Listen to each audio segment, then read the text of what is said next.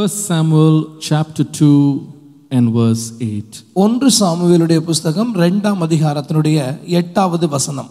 He raiseth up the poor out of the dust and lifteth up the beggar from the dunghill to set them among princes and to make them inherit the throne of glory. அவர் சிறியவனை புழுதியிலிருந்து எடுத்து எளியவனை குப்பையிலிருந்து உயர்த்துகிறார். அவர்களை பிரபுக்களோடு உட்காரவும் மகிமை உள்ள சிங்காசனத்தை சுதந்தரிக்கவும் பண்ணுகிறார். பூமியின் அஸ்திபாரங்கள் கர்த்தருடையவைகள், அவரே அவைகளின் மேல் பூச்சக்கரத்தை வைத்தார். He raiseth up the poor and the beggars and sets them upon thrones so they can sit among princes. அவர் சிறியவனை புழுதியிலிருந்து எடுக்கிறார், எளியவனை குப்பையிலிருந்து உயர்த்துகிறார். அவனை கொண்டு போய் பிரபுக்களோடும் ராஜாக்களோடும் கூட உட்கார வைக்கிற தேவனாயிருக்கிறார். Praise be to God. கர்த்தருடைய நாமத்துக்கு மகிமை உண்டாவதாக. We serve a great God. நானும் நீங்களும் ஆராதிக்கிற தேவன் மகா வல்லமை உள்ள ஒரு பெரிய தேவன். How many of you believe that this எத்தனை பேர் morning? அதை இன்னைக்கு விசுவாசிக்கிறீங்க? What man cannot do, God can. மனிதனால செய்யக்கூடாத காரியங்கள் பல உண்டு, ஆனால் நம்முடைய தேவனால் எல்லாமே கூடும். Hallelujah. What is impossible with man is possible with God. மனிதனால் கூடாதது தேவனால் நிச்சயமாகவே கூடும். And sometimes God can surprise us with the wonderful things He can do for us. தேவன் நமக்கு செய்கிற காரியங்களினாலே நம்மை ஆச்சரியப்பட வைக்கிற தேவனாக அவர் இருக்கிறார். Here the Bible says He lifts us up to places someone can't even imagine. நாங்கள் போகவே முடியாத உயரம் என்று கருதப்படுகிற இடத்திலே போக முடியாது என்று சொல்லுகிற நபரை கொண்டே வைக்கிற தேவன் தான் நம்முடைய தேவன். To be a king, you either have to be victorious or you have to be the son of a king. ஒரு ராஜாவாக ஆக வேண்டுமானால் நீங்கள் ஒன்று வெற்றி எடுக்கிற ஒருவனாக இருந்திருக்க வேண்டும், அல்லது முன்புள்ள ராஜாவுக்கு மகனாக இருந்திருக்க வேண்டும். But here both of those categories are dismissed. ஆனால் இங்கே பார்க்கிற பொழுது இந்த ரெண்டு நபர்களுக்கு அந்த காரியங்கள் இல்லாமலே இருக்கிறது. They are beggars and they are poor. ஒன்று அவர்கள் பிச்சைக்காரர்களாக இருக்கிறார்கள், இன்னொரு பக்கத்திலே பார்க்கும்போது குப்பையில் இருக்கிற ஏழைகளாக இருக்கிறார்கள். But God lifts them up to sit among the princes. ஆனால் தேவனாகிய கர்த்தரோ அவர்களை தான் உயர்த்தி அவர்களை ராஜாக்களோடும் பிரபுக்களோடும் உட்கார வைக்கிற தேவனாய் இருக்கிறார். Praise be to God. கர்த்தருடைய நாமத்துக்கு மகிமை உண்டாவதாக. Psalm 91 verse 14. சங்கீதங்களின் புத்தகம் 91ஆம் சங்கீதத்துடைய 14வது வசனத்தை பார்ப்பீர்களானால், The Bible says, because He has set His love upon me, therefore will I deliver him. I will set him on high because he has known my name. அவன் என்னிடத்தில் வாஞ்சையாய் இருக்கிறபடியால் அவனை விடுவிப்பேன், என் நாமத்தை அவன் அறிந்திருக்கிறபடியால் அவனை உயர்ந்த அடைக்கலத்தில் வைப்பேன் என்று கர்த்தர் சொல்கிறார். In 2 Samuel chapter 22 and verse 34, 2 சாமுவேலுடைய புத்தகம் 22ஆம் அதிகாரத்துடைய 34வது வசனத்தை பார்ப்பீர்களானால், the Bible says, He makes my feet like hinds feet and sets me upon high places.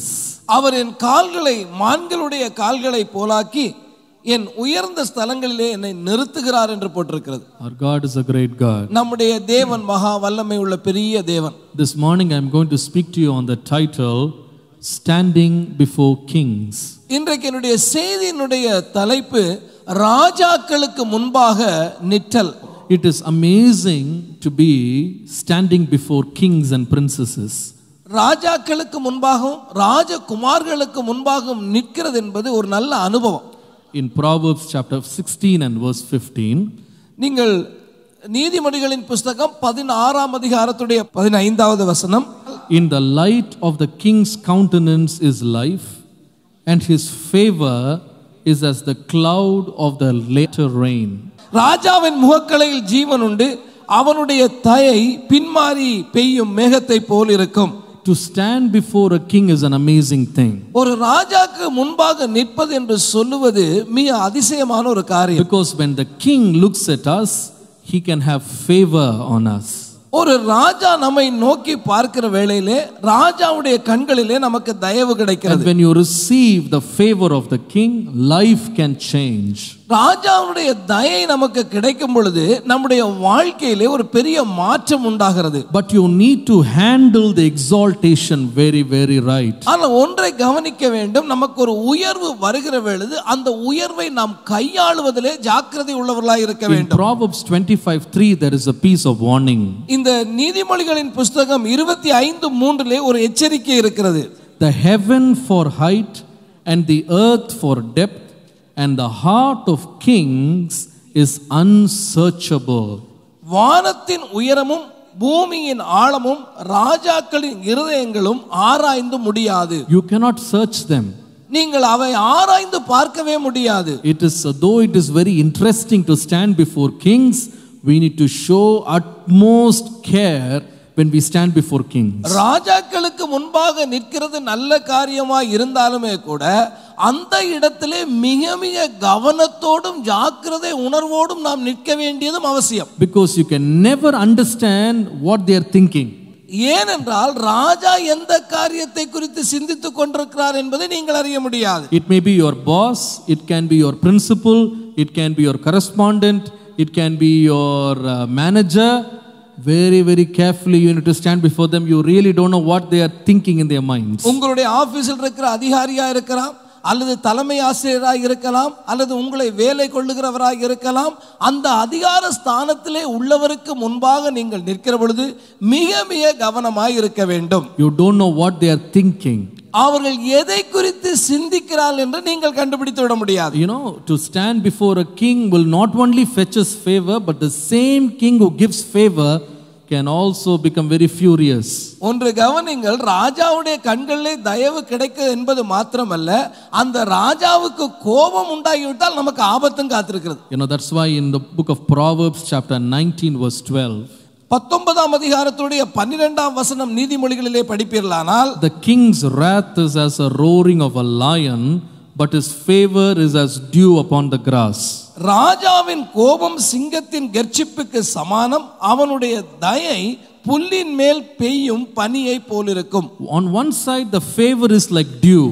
ஒரு இடத்திலே பார்க்கிற பொழுது இந்த தயையானது பனியை போல இருக்கிறது. On the other side the king's wrath, if it comes, it's like a roaring lion. ஆனால் இன்னொரு இடத்திலே பார்க்கும் பொழுது அது சிங்கத்தை போல கர்ச்சிப்பையும் ராஜா செய்கிறார். That is why in Proverbs 14:35 நீங்கள் 14ஆம் அதிகாரத்துடைய 35வது வசனம் நீதிமொழிகளிலே படிப்பீர்களானால், the Bible says the king's favor is towards a wise servant, but his wrath is against him that causes shame. ராஜாவின் தயை விவேகமுள்ள பணிவிடைக்காரன் மேல் இருக்கும், அவனுடைய கோபமோ லச்சை உண்டாக்குறவன் மேலே இருக்கும். We must be very careful when we stand before the king. ஆகவே ராஜாக்கு முன்பாக நீங்கள் நிற்கிற பொழுது அதிக ஜாக்கிரதை உள்ளவர்களாகவும் நிற்க வேண்டி இருக்கிறது. God will lift us up to the places where kings are. தேவனாகிய கர்த்தர் நம்மை உயர்த்தி ராஜாக்கள் இருக்கிற இடத்திலே கொண்டு போய் விடுவார். But to maintain that position is our prerogative. ஆனால் அந்த இடத்திலே அந்த ஸ்தானத்தை தக்க வைத்துக் கொள்ள வேண்டியது என்பது நம்முடைய வேலை. Vashti was the queen of the king. வஸ்தி என்று சொல்லுகிறவள் அவள் ராஜனுடைய அந்த அரசியாகவே இருந்தாள். But she did not maintain that position.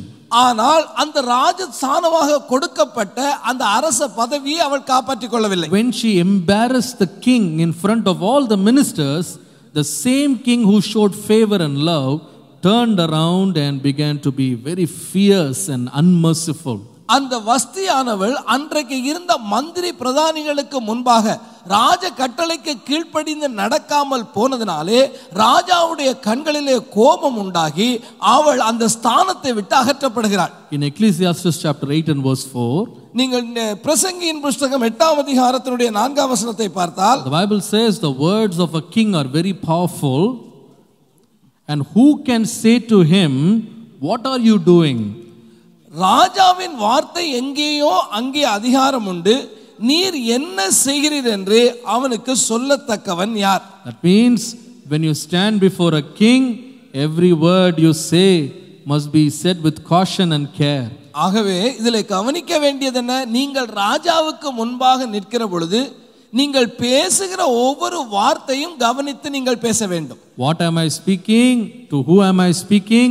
What am I saying? Because you will be held accountable for your very own words. நான் எங்கே நிற்கிறேன், யாரிடத்திலே பேசுகிறேன், என்ன பேசுகிறேன், நான் பேசுகிற வார்த்தைக்குள்ள கணக்கை ஒப்புவிக்கத்தக்கவனா இருக்கிறேனா என்று நீங்கள் அவதானிக்க வேண்டும். The question is, God is able to lift us up. கர்த்தர் நிச்சயமாகவே நம்மை உயர்த்த வல்லவர், அதிலே சந்தேகம் இல்லை. But are we ready and prepared to receive the exaltation? ஆனால் தேவன் கொடுக்கிற அந்த உயர்வுக்கு நாம் தகுதி உள்ளவர்களாக இருந்து அதை தக்க வைத்துக் கொள்வோமா என்பதுதான் கேள்வி. We need to ask a question, am I ready to face kings in my life? நீங்கள் உங்களை பார்த்து கேட்டுக்கொள்ள வேண்டிய ஒரு கேள்வி உண்டு, ராஜாக்களுக்கு முன்பாக என்னால் நிற்க முடியுமா? இப்படி ஒரு கேள்வி கேட்கிறேன். அதிகாரிகளுக்கு முன்பாக தயவு பெறும்படி ஆண்டவரை நிற்க பண்ணணும்னு விரும்புறவங்களாம் ஒரு அல்லேலூயா சொல்லுங்க. அல்லேலூயா. ஆண்டவர் எனக்கு வழியை திறந்து கொடுத்து ராஜாவுக்கு முன்னால நாளைக்கே எனக்கு நிற்கிறதுக்கு ஒரு சான்ஸ் கிடைச்சா நான் நிற்கிறதுக்கு ஆயத்தமாக இருக்கிறேன்றவங்க கை தூக்கம் பார்ப்போம். சரி, இப்போ சொல்லிக் கொடுக்க போகிறேன். அதை செய்தி கொடுத்ததுக்கு அப்புறமா எத்தனை பேர் அல்லேலூயா சொல்ல போறீங்க தெரியல. ராஜாவுக்கு முன்னாடி நிற்கிறது விளையாட்டு இல்லை. ஏதோ பக்கத்து வீட்டுக்காரங்க வீட்டுக்கு போகிற மாதிரி, ஒரு நண்பனை பார்க்க போகிற மாதிரிலாம் ராஜாட்ட போக முடியாது இல்லை. எஸ்தர் சொந்த மனைவி சொல்லுகிறாள், ராஜாவை பார்த்து 30 நாள் ஆச்சு, அவர் கூப்பிட்டா தான் உள்ளே வரணும், கூப்பிடாமல் உள்ளே போனால் ஒரே வெட்டு தான், மனைவியாக இருந்தாலும் அவுட்டு.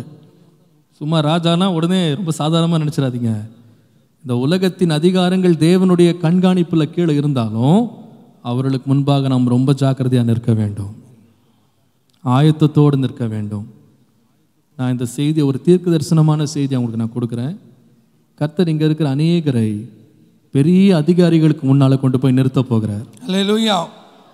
நீங்கள் ஒரு சின்ன பிஸ்னஸில் இருக்கலாம், but God is going to give you big contacts.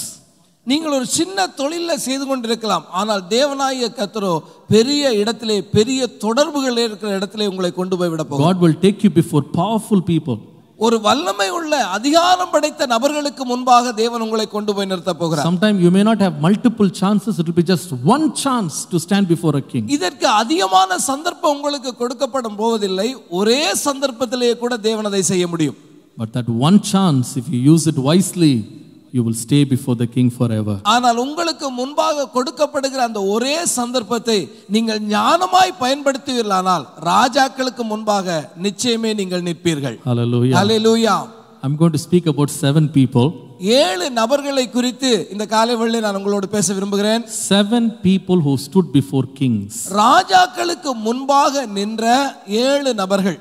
And 7 characteristics they had. இவர்கள் 7 பேருக்கும் 7 வித்தியாசமான குணாதிசயங்கள் இருந்தது. I will go very swiftly today, so take notes and follow it and read it and go back to it once you go home. நான் வேகமாக போக வேண்டி இருக்கிறதுனாலே தயவு செய்து குறிப்பெடுத்துக் கொண்டு நீங்கள் வீட்டிலே போய் அதை தொடர்ந்து படித்து பாருங்கள், உங்களுக்கு பிரயோஜனமாக இருக்கும். The first one who stood before a king.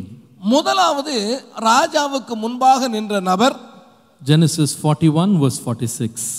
ஆதியாகமத்தின் புத்தகம் 41வது அதிகாரத்துடைய 46வது வசனம்.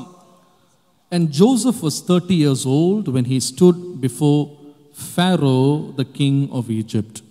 யோசேப்பு எகிப்தின் ராஜாவாகிய பார்வோனுக்கு முன்பாக நிற்கும் பொழுது 30 வயதாய் இருந்தான்.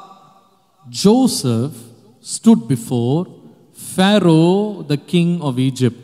எகிப்தின் ராஜாவாகிய பார்வோனுக்கு முன்பதாக யோசேப்பு நின்றான்.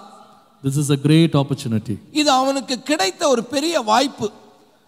A man born to family of Jacob, who was a pilgrim wandering around in the deserts of Canaan, gets an opportunity to stand before the king of a mighty Egyptian empire, namely Pharaoh.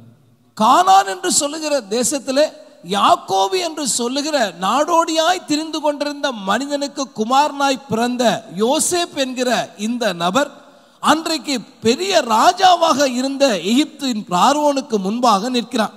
It's a great opportunity. அவனுக்கு கிடைத்த மகா பெரிய வாய்ப்பு இது. You don't get to meet Pharaoh every day.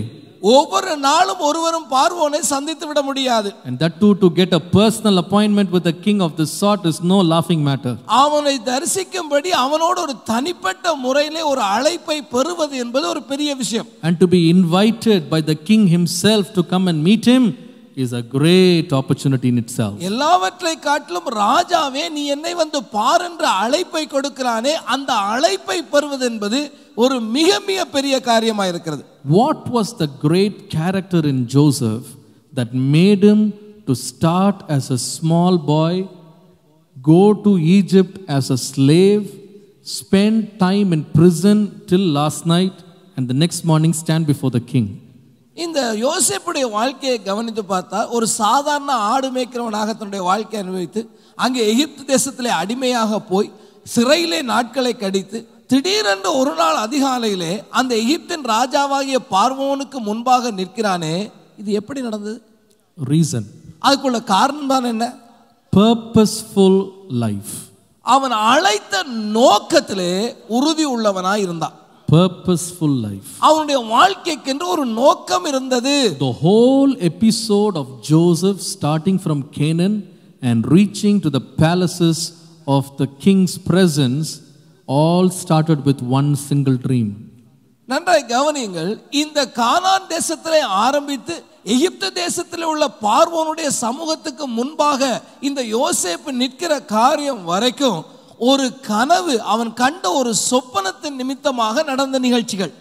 One purpose, one plan, one vision took him from obscurity to prominence. ஒரு தரிசனம், அவனுக்கு கிடைத்த ஒரு கனவு, அவனுக்கென்று வைக்கப்பட்டிருந்த ஒரு நோக்கம் அவனை சாதாரண நிலையிலிருந்து உயர்ந்த நிலைக்கு உயர்த்தினது. And the amazing thing about Joseph was, he not only received the purpose of his life from God, he stayed throughout his life in the same purpose.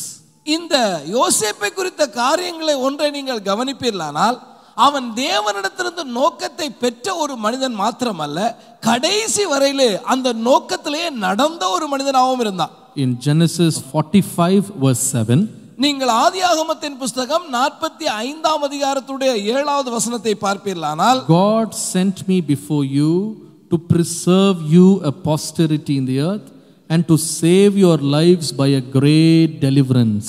பூமியிலே உங்கள் வம்சம் ஒழியாமல் இருக்க உங்களை ஆதரிக்கிறதற்காகவும் பெரிய இரட்சிப்பினால் உங்களை உயிரோடே காப்பதற்காகவும் தேவன் என்னை உங்களுக்கு முன்னமே அனுப்பினார். He was very clear about why God sent him to Egypt.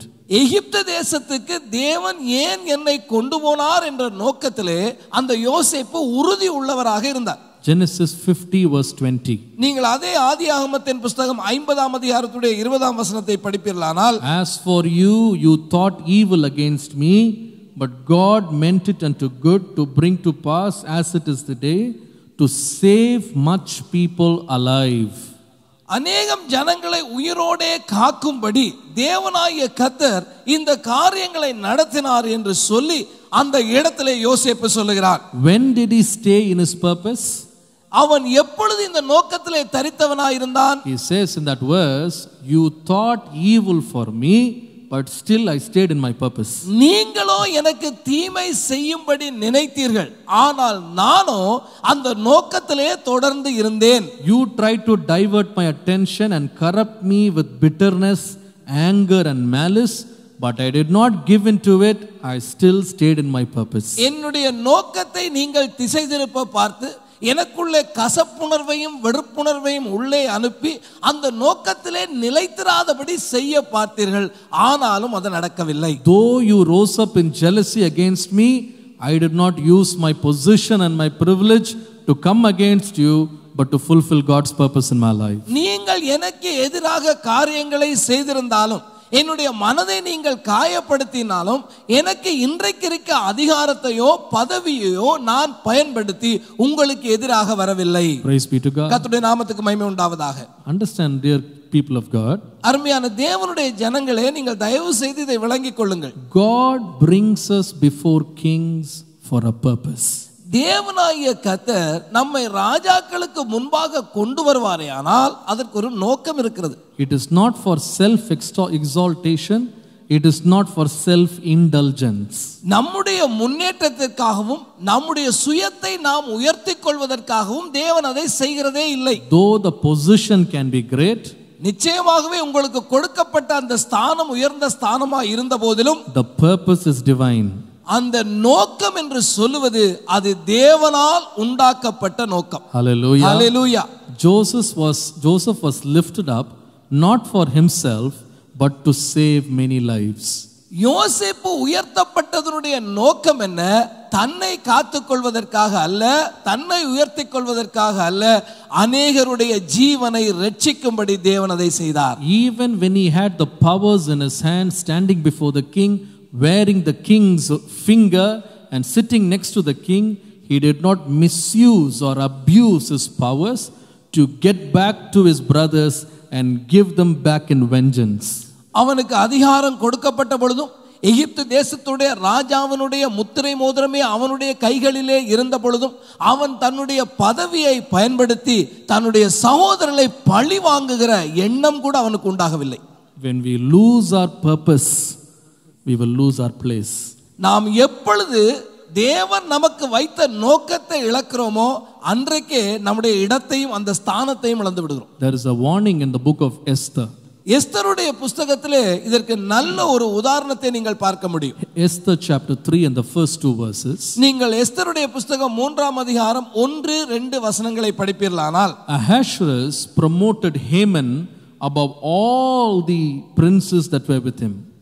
அந்த இடத்துல பார்க்கும் பொழுது அகேஸ்வர ராஜாவை குறித்து நாம் படிக்கிறோம். He lifted Haman above all the princes. அங்கே இருந்த ஆமான் என்று சொல்லுகிற ஒருவனை எல்லா ராஜகுமாரர்களுக்கு மேலும் உயர்த்தி ஒரு ஸ்தானத்தை கொடுக்கிறான். The king took his ring in his finger and gave to Haman. தன்னுடைய அதிகாரத்துக்குரிய முத்திரை மோதிரத்தை கழட்டி இந்த ஆமான் என்று சொல்லுகிற நபர் வசமாய் கொடுக்கிறான். He gave the silver to him. அவனிடத்துல வெள்ளியை கொடுத்தான். He gave the freedom to do whatever he wanted. அவனுக்கு என்ன விருப்பமோ அதை செய்வதற்கும் அதிகாரத்தை கொடுத்தான். That you read in verse 10 and 11. நீங்கள் 10 வசனத்திலே நீங்கள் அந்த வசனங்களை படிக்க முடியும். But what did Haman do with that? ஆனால் இந்த அதிகாரங்களை கொண்டு ஆமான் செய்தது என்ன? He decided to use his powers to kill the Jews. தனக்கு கொடுக்கப்பட்ட அந்த அதிகாரத்தை கொண்டு யூதர்களை கொலை செய்ய முயற்சிக்கிறான். And he also erected, the gallows to hang Mordecai. மொர்தெக்காயை தூக்கி போடும்படி அவன் 50 முழ உயரமான மரத்தை கூட தூக்கு மரத்தை செய்து வைக்கிறான். He lost his purpose. என்ன நோக்கத்துக்காக அவன் அங்கே வைக்கப்பட்டானோ அந்த நோக்கத்தை அவன் இழந்து போனான். What was the end? அவனுடைய வாழ்க்கையினுடைய நடந்த முடிவு என்ன? In Esther 7 verse 6. நீங்கள் எஸ்தருடைய புத்தகம் 7ஆம் அதிகாரத்துடைய 6வது வசனத்தை பார்த்தால், the Bible says Haman was afraid before the king and the queen. ராஜாவுக்கும் ராஜகுமாரத்திற்கும் முன்பதாக அவன் பயந்தவனாய் காணப்பட்டான். And he was begging for his life. தன்னுடைய ஜீவனை காப்பாற்ற அவர்களை பார்த்து கெஞ்ச வேண்டிய நிலைக்கு போனான். He lost his position. அவனுடைய ஸ்தானம் என்னவோ அதை இழந்து போனான். When we lose our purpose, kingship and exaltation will go away. தேவன் நம்மை எந்த நோக்கத்துக்காக உயர்த்தி அந்த பதவியை கொடுத்தாரோ அந்த நோக்கத்தை நாம் விட்டு விடுகிற பொழுது அங்கே நமக்கு ஆபத்து தான் இருக்கிறது. Proverbs 28:29-18. நீதிமொழிகளின் புத்தகம் 29:18 படிக்கிற பொழுது, where there is no vision, people will perish. தீர்க்க தரிசனம் இல்லாத இடத்திலே ஜனங்கள் சீர்கெட்டு போவார்கள். If you don't have a proper vision, our future will be doomed. உங்களுக்கு சரியான தரிசனம் இல்லாமல் இருக்குமானால் உங்களுடைய எதிர்காலம் பாழாய் போய்விடும். But if we stay in God's purpose, everything will come to pass. தேவன் உங்களுக்கு எந்த நோக்கத்தை கொடுத்தாரோ அந்த நோக்கத்திலே தரித்திருப்பீர்களானால் சகலமும் ஏற்ற வேளையிலே நடக்கும். Someone said God's work done in God's time, in God's way, will never lack God's supplies. தேவனுடைய வேலை தேவனுடைய நோக்கத்தின்படி தேவனுடைய வழிகாட்டுதலின்படி நடக்குமே ஆனால் அந்த காரியத்துடைய தேவைகள் யாவையும் கர்த்தரே பார்த்துக் கொள்வார் என்று ஒரு பரிசுத்தவான் சொல்லி இருக்கிறார். When we pursue God's purpose, we will never decrease, but we will constantly increase. தேவனுடைய நோக்கத்திலே, தேவன் எந்த நோக்கத்துக்காக அழைத்தாரோ அந்த நோக்கத்திலே நாம் தரித்திருந்து காரியங்களை செய்யும் பொழுது நாம் தாழ்ந்து விட போவதில்லை. தேவன் நம்மை மென்மேலும் உயர்த்தி கொண்டே போவார். Hallelujah. Hallelujah. We may be so low. நாம ஒரு கீழான நிலையில கூட இருக்கலாங்க. Jesus called his disciples and most of them were uneducated people. ஆண்டவராகிய இயேசு தம்முடைய சீஷர்களை அழைத்த வேளையிலே அதிலே பலரும் படித்தவர்கள் அல்ல. And he told them, you will judge over the 12 tribes of Israel sitting on 12 thrones. ஆண்டவர் சொன்னார், நீங்கள் 12 சிங்காசனங்களிலே உட்கார்ந்து இஸ்ரவேலுடைய 12 கோத்திரங்களை நியாயம் தீர்ப்பீர்கள். But one man lost it. ஆனால் அதிலே ஒருவன் அழைத்த நோக்கத்தை இழந்து போனான். His purpose was diverted. அவனுடைய நோக்கம் மாறி போனது. Lost his ministry. அவனுடைய ஊழியத்தையும் அவன் இழந்தான். Lost his privilege. அவனுக்கு கொடுக்கப்பட்ட அந்த மகாபெரிய தகுதியை அவன் இழந்தான். You need to be very careful. நீங்கள் தயவு செய்து மிக மிக கவனமாக இருக்க வேண்டும். I looked at Joseph. யோசேப்பை குறித்து நான் பார்க்கிற பொழுது God had only one purpose for him. அவனுக்கென்று தேவன் ஒரு நோக்கத்தை வைத்திருந்தார். Save people through your exaltation.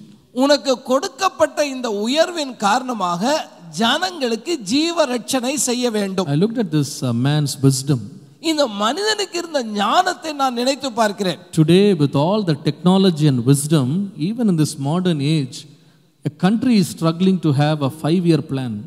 இன்னைக்கு எவ்வளவோ அறிவு இருக்கு, எத்தனையோ விதமான வசதிகள் வாய்ப்புகள் இருக்கிறது, எத்தனையோ விதமான திறமைகள் இருக்கிறது. ஆனா 5 வருஷத்துக்கு திட்டம் போடுறதுக்கு பெரிய பிரச்சனையா இருக்கு. A country is struggling to plan for 5 years. ஒரு நாடு 5 வருஷம் 5 ஆண்டு திட்டம் என்று ஒன்று வகுக்கிறதற்கு எவ்வளவோ கஷ்டப்படுறாங்க. But here is a young boy of 30 who gave the plan for Egyptian empire for 14 years. ஆனா இங்க 30 வயதுள்ள இளைஞன் அந்த எகிப்தினுடைய பார்வோன் என்கிற ராஜாவுக்கு 14 வருஷத்துக்கு திட்டத்தை போட்டு கையில கொடுத்தான். And he not only gave the plan, what he said, what he prophesied, what he foretold happened just to the dot. அவன் அப்படி செய்தது மாத்திரமல்ல, அவன் எந்த காரியங்களை தீர்க்க தரிசனமாய் முன்னுரைத்தானோ அந்த காரியங்களில் ஒன்றாயிலும் தவறி போடாதபடி அவ்வளவு காரியமும் நிறைவேறியே தீர்ந்தது. And you know that Egypt survived the famine and his people were saved because of Joseph's wisdom. எகிப்து தேசமும் அதனுடைய ஜனங்களும் அன்றைக்கு காக்கப்பட்டதற்கு ஒரு காரணம் இருக்குமானால் அது யோசேப்புக்கு இருந்த ஞானத்தினால் மாத்திரமே. But after 14 years, Joseph did not say, you see, only because of me all of you are alive. 14 வருஷம் முடிஞ்சோன்னா யோசேப்பு நீங்க எல்லாம் உயிரோடு இருக்கிறது என்னால தான் அவன் மார்தட்டிக்கல. And then he did not say, Pharaoh, I have to become the next Pharaoh now. பார்வோனிடத்துல போய் பார்வோனே அடுத்த பார்வோன் யாருன்னு கேட்டா யோசேப்பாகிய நான் தான் அவன் சொல்லல. You have no wisdom. உங்களுக்கு அறிவே இல்லப்பான்னு அவன் சொல்லல. I have got all the qualifications. எனக்கு தேவையான எல்லா தகுதியும் இருக்கு. 14 years I've saved this country. 14 வருஷம் இந்த நாட்டை பட்டினி இருந்து காப்பாத்துறது நான் தான். So he did not raise, a big tantrum and say, I am the next Pharaoh. ஆமா, அதுக்கு மேல தன்னை குறித்து சுய புராணத்தை பாடி அந்த இடத்திலே பார்வோனுக்கு பதிலாக உட்கார விரும்பவில்லை. Until he died, he was number 2, not number 1. அவன் கடைசி வரையிலே பார்வோனுக்கு அடுத்த ஸ்தானத்திலே இருந்தானே ஒழிய பார்வோனுடைய ஸ்தானத்துக்கு போகவும் நினைக்கல. தமிழ்ல ஒரு பழமொழி சொல்லுவாங்க, அண்ணன் எப்போ போவாரு, நீங்க நல்லா தெரிஞ்சு வச்சிருப்பீங்க இல்ல. அப்போ இது எப்படி இருக்குன்னா, இன்னைக்கு நிறைய பேர் இப்படி தான் உள்ள நுழையும் போது அடிமை மாதிரி நுழைவாங்க. ஆண்டு கொஞ்சம் பதவி கொடுத்தா ராஜாவுக்கு செகண்ட்ல தான் உட்காந்துருப்பாங்க. ஆனால் கண்ணு எப்பவுமே எங்கே தான் இருக்கும், அந்த சேரில் எப்படா உட்காரலாம், அந்த சேரில். கடைசி வரைக்கும் பாருங்க, யோசேப்பு அந்த சேரை பார்க்கவே இல்லை. தான் உண்டு, தான் வேலை உண்டு, கர்த்தர் என்னை கொண்டு என்ன நடத்தணுமோ அதே தான் நான் பார்த்துக்கிட்டே இருப்பேன். I will never change my focus. எனக்கு என்ன நோக்கம் கொடுக்கப்படுகிறதோ அந்த நோக்கத்தை விட்டு என் கண்களை நான் விலக்க மாட்டேன். I tell you my friends, the greatest satisfaction in life is not attaining a position but in achieving your purpose. பாருங்க, நான் உங்களுக்கு சொல்ல விரும்புகிறதெல்லாம் ஏதோ ஒரு உயர்ந்த ஸ்தானத்தை அடைவதுதான் நம்முடைய உண்மையான நோக்கம் அல்ல. எந்த நோக்கத்துக்காக அந்த ஸ்தானத்திலே வைக்கப்பட்டோமோ அதை நிறைவேற்றுகிறதான் உண்மையான ஒரு விருப்பம். Hallelujah. Hallelujah. I'll repeat it once again. நான் திரும்ப அதை சொல்ல விரும்புறேன். The greatest satisfaction in life is not in attaining a position but in achieving your purpose. நம்முடைய வாழ்க்கையில இருக்கக்கூடிய பெரிய திருப்தி ஒரு உயர்ந்த ஸ்தானத்திற்கு வந்தோம் என்பது அல்ல, அந்த ஸ்தானத்திலே இருந்து என்ன நோக்கத்தோடு என்னை வைக்கப்பட்டதோ அந்த நோக்கத்தை நிறைவேற்றுவதுதான் உண்மையான திருப்தி. Joseph brought into Egypt to save. He saved, he served until his death. என்ன நோக்கத்துக்காக யோசேப்பு எகிப்தினுள்ளே கொண்டே வரப்படுகிறார்? ஜனங்களை காப்பதற்காக. கடைசி வரையிலும் அந்த வேலையை அவர் நிறைவேற்றி முடித்தார். Hallelujah. Hallelujah. What is the gift? அவருக்கு கொடுக்கப்பட்ட அந்த பெரிய ஆசீர்வாதம் என்ன? The Bible says a boy who came as a slave into Egypt, his family got the best part of Egypt, namely Goshen. எகிப்து தேசத்திலே அடிமையாக கொண்டு வரப்பட்ட ஒரு மனிதனுடைய குடும்பம் எகிப்து தேசத்தில் சிறப்பான இடம் என்ன உண்டோ, சிறந்த நிலம் என்ன உண்டோ அதை சுதந்திரிக்கிற கூட்டமாய் மாறினார்கள். Hallelujah. Hallelujah. In your office, in your organization, in the place of work where God has put you, please do not focus your attention on the chair. No, don't put your eyes on the chair or a position. But focus your attention on what is my calling and what is my purpose. Not chair, but my calling. Not my position, but my purpose. நீங்கள் வேலை செய்கிற இடத்துல, ஒரு தொழிற்சாலையில இருக்கலாம், அல்லது ஒரு ஆபீஸ்ல இருக்கலாம், அல்லது ஒரு ஸ்கூல்ல இருக்கலாம், எந்த இடத்துல இருந்தாலும் அந்த நாற்காலிக்காகவும் அந்த பதவிக்காகவும் நீங்க ஆசைப்பட வேண்டாம். ஆனா அந்த காரியத்துல எங்கே நீங்கள் வைக்கப்பட்டிருக்கிறீர்களோ, என்ன நோக்கத்துக்காக நீங்கள் அழைக்கப்பட்டீர்களோ அந்த நோக்கத்தை நிறைவேற்றுகிறவர்களாக இருக்கிறீர்களா என்பதை மாத்திரம் நீங்கள் பாருங்க. Hallelujah. Hallelujah. பிசாசனுடைய கண்ணு தான் சேர் மேலேயே இருக்கும் தெரியுமா? அவன் ஆரம்பத்துலேருந்தே அப்படி பார்த்து தான் பாவம் ரொம்ப கஷ்டப்பட்டான் இல்லை. ஆண்டவர் மேலேருந்து ஒரு இடம் கீழே தள்ளி விட்டார். போ, நான் ஏறுவேன். எதுக்கு ஏறணும்? இருக்கிறது போதாதா? கர்த்தர் அவனை பிரதான தூதனா வச்சு அவனை மகிமையினாலும் கனத்தினாலும் முடிசூட்டி வச்சிருந்தார். அவன் தன்னுடைய சேவையையும் தன்னுடைய நோக்கத்தையும் விட்டுட்டு இடத்துல போய் ஒரு இடத்த பார்த்தான். he was focused on a place. முடிவை பார்த்தீங்கன்னா இடமும் போச்சு, பர்பஸும் போச்சு. அவனை பற்றி ஆண்டவர் சொல்லுகிறார், இவன் யாருன்னா முன்னாடி பிரதான தூதன், இப்போ யாரா மாறிட்டானா கொல்லவும் அழிக்கவும் திருடவும் வர்றான். ஏன்பா இந்த நிலைமைக்கு போனேன்? ஏன் இந்த நிலைமைக்கு போனேன்? You just forgot your purpose. Your purpose. தேவன் அழைத்த நோக்கத்தை மறந்ததனாலே இந்த நிலைக்கு ஆளானான். ஆஃபீஸில் கூட நீங்கள் போனீங்கன்னா கர்த்தர் உங்களை ஒரு இடத்துல வச்சுருக்காருன்னா தயவுசெய்து பொசிஷனை நீங்கள் ஃபோக்கஸ் பண்ணாதீங்க. அந்த ஆள் போனால் நாங்கள் உட்காந்துருவேன், நான் மேலே ஏறுவேன், இப்படிலாம் பண்ணாதீங்க. ஆண்டவரே இந்த சேரில் என்னை உட்கார வச்சுருப்பீர், ஆனால் 40 வருஷம் நான் உட்கார்றேன், ஆனால் உங்களுடைய சித்தத்தை நிறைவேற்றிட்டு உட்கார விரும்புகிறேன். Hallelujah. Hallelujah. Only then you will stand before kings. அப்பொழுதுதான் நீங்கள் ராஜாக்களுக்கு முன்பாக நிற்க முடியும். That's why the Pharaoh told him very clearly, in the throne you will only be second. அதனால தான் பார்வோனே தெளிவாய் சொன்னார், ராஜாங்கத்துல மாத்திரம் நீ எனக்கு இரண்டாவது ஆளா இருப்ப. You stay there, you will stay there forever. நீ அங்க இருப்பாயானால் கடைசி வரையில அதுல ஆசீர்வாதமா இருந்துட முடியும். And Joseph was focused on his purpose.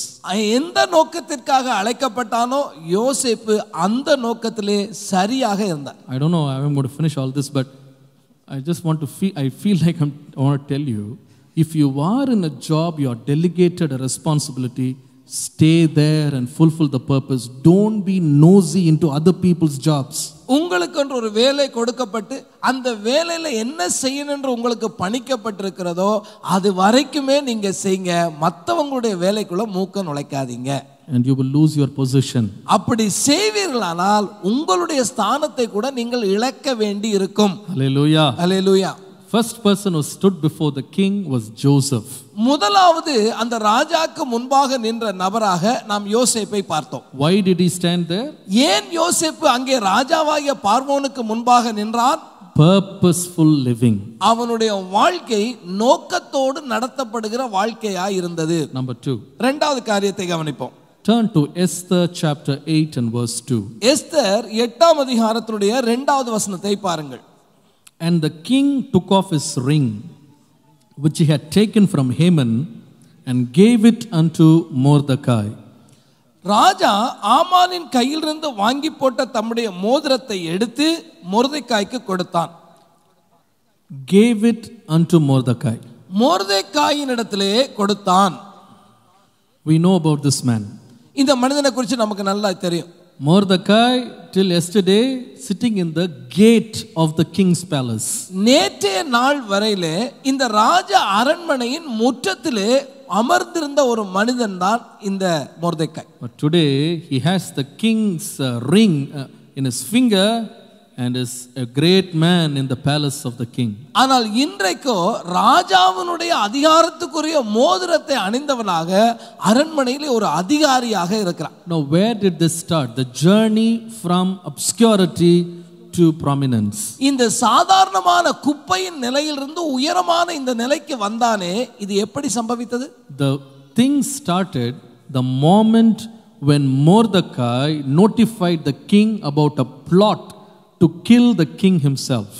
இந்த ராஜாவை கொலை பண்ணும்படி நடந்த ஒரு எத்தனத்தை இந்த ராஜாவுக்கு அந்த ஜனங்களுக்கு அறியப்படுத்தின ஒரு நல்ல வேலையை மொர்தெக்காய் செய்தானே, அது அவனை உயர்த்தினது. I gave a character to this man. I said Mordecai was lifted up before the king for the sake of his perfect life of truth. அப்பளுக்கில்லாத உண்மையான வாழ்க்கை வாழ்ந்த ஒரு மனிதனாக மொர்தெக்காய் இருந்ததனாலே அவன் அந்த உயர்வை பெற்றுக்கொண்டான். It's so amazing, even though he helped save the life of the king, இந்த ராஜாவுடைய அந்த உயிரை காக்கிற ஒரு நல்ல வேலையை மொர்தெக்காய் செய்திருந்தும் கூட, though he succeeded in saving the life of the king, அந்த காரியத்திலே அவன் ஒரு பெரிய வெற்றியை பெற்றிருந்தும் கூட, the king did not acknowledge him immediately. உடனடியாக அவனுக்கு கிடைக்க வேண்டிய கனம் கிடைக்கவில்லை. ராஜா அந்த கனத்தை கொடுக்கவும் இல்லை. He forgot about it. அதை குறித்து அவன் மறந்தே போயிட்டான். See, but God will not forget faithful people. ஆனா ஒன்றை கவனிங்க, உண்மை உள்ள நபர்களை தேவனாகிய கர்த்தர் மறந்து போகிறதே இல்லை. Hallelujah. Hallelujah. One night the king became restless and sleepless. ஒரு நாள் இரவிலே இந்த ராஜாவுக்கு தூக்கம் வரவில்லை. And then he had to read the book of Chronicles and then come to give back what this man was not given. அன்றைக்கு நாளாகமத்தினுடைய புத்தகத்தை எடுத்து அவர் வாசிக்க வேண்டியதாக இருந்தது. அதன் மூலம் இந்த மனிதனுக்கு செய்ய மறந்து போனதை செய்கிற ஒரு நிலைமைக்கு வந்தார்கள். Second principle to rise before kings is a life that is perfect in word and deed. உங்களுடைய வேலையிலும் உங்களுடைய வார்த்தையிலும் உண்மை உள்ளவர்களாய் இருப்பீர்களானால் நீங்கள் ராஜாக்களுக்கு முன்பாக நிற்பீர்கள். I'm speaking from the word of God. நான் கர்த்தருடைய வார்த்தையிலிருந்து தான் இந்த காரியங்களை பேசுகிறேன். David, a great king of Israel, he gave one important feature as a requirement for somebody who would want employment with him. இந்த ராஜாவாக இருந்த தாவீது தன்னுடைய அரசவையிலேயோ அல்லது தனக்கு வேலைக்காரனாக இருக்க வேண்டிய ஒருவன் இருக்க வேண்டுமானால் அவனுக்கென்று சில தகுதிகளை வைத்தான். Turn to Psalm 101 verse 6. நீங்கள் 101ஆம் சங்கீதத்துடைய 6ஆம் வசனத்தை கவனித்து பாருங்கள். The Bible says, "My eyes shall be upon the faithful of the land, that they may dwell with me. And he that walks in a perfect way, he will serve me."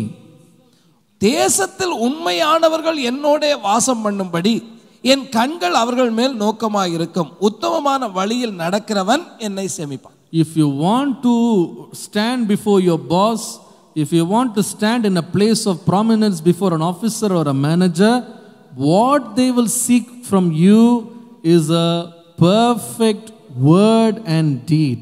உங்களுடைய வேலை ஸ்தலத்திலே உங்களுடைய அதிகாரிக்கு முன்பாக, உங்களுடைய மேலதிகாரிக்கு முன்பாக நீங்கள் நிற்க வேண்டுமானால் அவர்கள் உங்களை உண்மை உள்ளவர்களாய் காண வேண்டும். David was searching for people like that. அந்த தாவீது தனக்கு சேவிக்கிறதுக்கு அப்படி உள்ள நபர்களை தேடி பார்த்தான். Proverbs 22:11. நீதிமொழிகள் 22:11 கவனிப்பீர்களானால், He that loves pureness of heart, for the grace of his lips the king shall be his friend. நீதி உள்ள உதடுகள் ராஜாக்களுக்கு பிரியம், நிதானமாய் பேசுகிறவனிலே ராஜாக்கள் பிரியப்படுவார்கள். Proverbs 16:13. நீங்கள் நீதிமொழிகள் 16:13 படிப்பீர்களானால், righteous lips are the delight of kings and they love him that speaks right. நீதியுள்ள உதடுகள் ராஜாக்களுக்கு பிரியம், நிதானமாய் பேசும் ராஜாக்கள் பிரியப்படுவார்கள். We'll also read Proverbs 12:19. நீதிமொழிகள் 12:19 கவனிங்க. The lip of truth shall be established forever, but a lying tongue is for a moment. சத்தியம் உதடு என்றும் நிலைத்திருக்கும், பொய் நாவோ ஒரு நிமிஷம் மாத்திரம் இருக்கும். There's a lesson to learn from this. இதிலே இருந்து நாம் கற்றுக்கொள்ள வேண்டிய ஒரு பாடம் இருக்கிறது. God can lift us up before kings. ஆண்டவராகிய தேவன் நம்மை உயர்த்தி ராஜாக்களுக்கு முன்பாக கொண்டு போக முடியும். But if you want to stay there, ஆனால் நீங்கள் ராஜ சமூகத்தில் நிற்க வேண்டுமானால், let your words be perfect and let your deeds be perfect. உங்களுடைய வார்த்தைகளும் உங்களுடைய செய்கைகளும் உண்மையும் உத்தமமானவைகளா இருக்கட்டும். When we learn to speak plainly and perfectly without falsehood, the king's favor will be upon us. பொய் இல்லாதபடி உண்மையை பேசுவோமானால் ராஜாவுடைய தயவு நிச்சயமாகவே நமக்கு கிடைக்கும். You know, it was not easy for people to survive before kings. ராஜாக்களுக்கு முன்பாக பிழைத்திருப்பது என்று சொல்வது இலகுவான காரியமே இல்லை. Some of them can be very upset sometimes. சிலவேளை ராஜாக்கு கோபம் கூட வந்துடலாம். But when it comes to delegation of important portfolios under our hands, kings look for honest people. ஆனால் ராஜா சில வேலைகளை யாருக்கு கொடுக்கலாம் என்று யோசிக்கிற வேளையிலே, யாருக்கு கொடுக்க வேண்டும் என்று அவன் தீர்மானிக்கும் பொழுது உண்மை உள்ள மனிதரிடத்தில் தான் அவன் கொடுக்க விரும்புவான். They may not like our straightforwardness, but that's the kind of people who can run their business. பாருங்க, நேர்மையாய் நாம் நடக்கிறது ஒருவேளை அவங்களுக்கு பிடிக்காம இருந்தாலும் கூட நேர்மையாய் நடத்துவதை நம்பித்தான் காரியங்களை அவன் ஒப்புவிப்பான். That's why in the book of Ecclesiastes chapter 10 and verse 20, நீங்கள் பிரசங்கியின் புத்தகம் 10ஆம் அதிகாரத்துடைய 20ஆம் வசனத்தை படித்தால், curse not the king, no, not in thy thought, and curse not the rich in thy bedchamber, for a bird of the air shall carry the voice, and that which has wings shall tell the matter. ராஜாவை உன் மனதிலும் நிந்தியாதே, ஐஸ்வர்யவானை உன் படுக்கையிலும் நிந்தியாதே, ஆகாயத்து பறவை அந்த சத்தத்தை கொண்டு போகும், செட்டைகள் உள்ளது அந்த செய்தியை அறிவிக்கும். அப்ப அர்த்தம் என்னன்னா, இதுக்கு ரொம்ப சிம்பிளா மீனிங் நான் சொல்லுவேன். ஒரு ராஜா கீழே இருந்தா அவருக்கு விரோதமாவே என்ன பண்ணாத, பேசாதப்பா. ராஜாக்கு முன்னாடி ஐயா வாழ்கன்னு சொல்லிட்டு தனியாக போய் அறையில் போயிட்டு இருந்தாலும் ஒளிஞ்சா பரவாயில்ல, இப்படி பேசுறது எங்கே போயிருமா, ராஜாவுடைய காதுக்கு பறவை கொண்டு போயிருமா. நிறைய பறவைகள் இருக்கும் சுற்றி, நல்லா தான் பாட்டு பாடிக்கிட்டு இருக்கோம். நம்மகிட்ட கொடுங்க, கொண்டு போக வேண்டியது என்ன பண்ணிடும், கொண்டு போய் அங்கே வெற்றி வச்சுட்டு வந்துடும். நம்ம நாளைக்கு போய் பாட்டு பாடலான்னு போனால் அவ்வளோதான், நம்ம ஆட்டம் அதோடு முடிஞ்சிடும். ஏயா இப்படி போய் சொன்னியா, அங்கே நேற்றுக்கு வாழ்க பிரைஸ் லாட் சொன்ன, என்கிட்டே சம்பளம் வாங்கிட்டு என்னை பற்றி அங்கே பேசுனியான்னு என்ன பண்ணுவான், ராஜா கேட்பான். அப்போ உண்மையாக பேசணும். பரட்டி பரட்டி மாற்றி மாற்றி பேசுனீங்கன்னா ரொம்ப நாள் சர்வை பண்ண முடியாது. ஒன்று ராஜாவை பிடிச்சிருக்கணும், பிடிக்கலைன்னா போயிடணும், ராஜாவை மாற்றிடணும், நாட்டை மாற்றிடணும். என்னப்பா, அதே நாட்டில் உட்காந்துட்டு அதே ராஜாட்ட சம்பளம் வாங்கிட்டு ராஜாவை பற்றியே நீ குறை பேசினா அது எங்கே போகும், ராஜாட்ட போனி ரொம்ப நாள் நிற்க முடியாது அங்கே. ஸோ எதுவாக இருந்தாலும் நேர்மையாக பேசணும். சில பேர் பாருங்கள், ஆளை பார்த்தா என்ன முகஸ்துதி பண்ணி அவன் உருகி வழிஞ்சிடுற மாதிரி என்ன மாதிரி அவனுக்கு பாராட்டு கொடுப்பாங்க. இவர் ரொம்ப நல்லவர் போல இருக்கே நம்பிட்டு இருப்பான் அந்த ஆள். 2 நாளில் அதே ஆள் தான் என்ன பண்ணியிருப்பார், கவிதை எழுதினால்தான் என்ன பண்ணுவார், கடிதம் போடுவார், மொட்டை கடிதம். இந்த மாதிரி வேலைலாம் செய்யக்கூடாது. நம்ம எப்பவுமே நேர்மையாக ஸ்ட்ரெயிட் ஃபார்வர்டாக இருந்தால் ராஜாக்களுக்கு முன்பாக கடைசி வரைக்கும் நிற்போம். அல்லேலூயா, அல்லேலூயா. என்ன சத்தமே வரமாட்டேங்குது, அல்லேலூயா. அப்போ அப்படி இருங்க, உங்கள் வாழ்க்கையில் வேலையில் ஸ்ட்ரெயிட் ஃபார்வர்டாக பர்ஃபெக்ட்.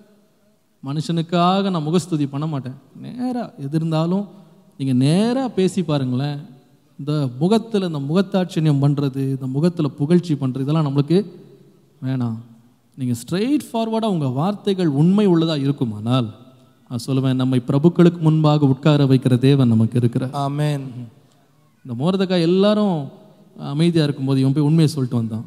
2 பேர் உன்னை கொல்ல போகிறாங்க பாருங்கள். ஒருவேளை ராஜா அதை உடனே அக்செப்ட் பண்ணலை, ஆனால் முடிவு மகிமை யாருக்குன்னா மோர்தெகாய்க்கு தான் வந்தது.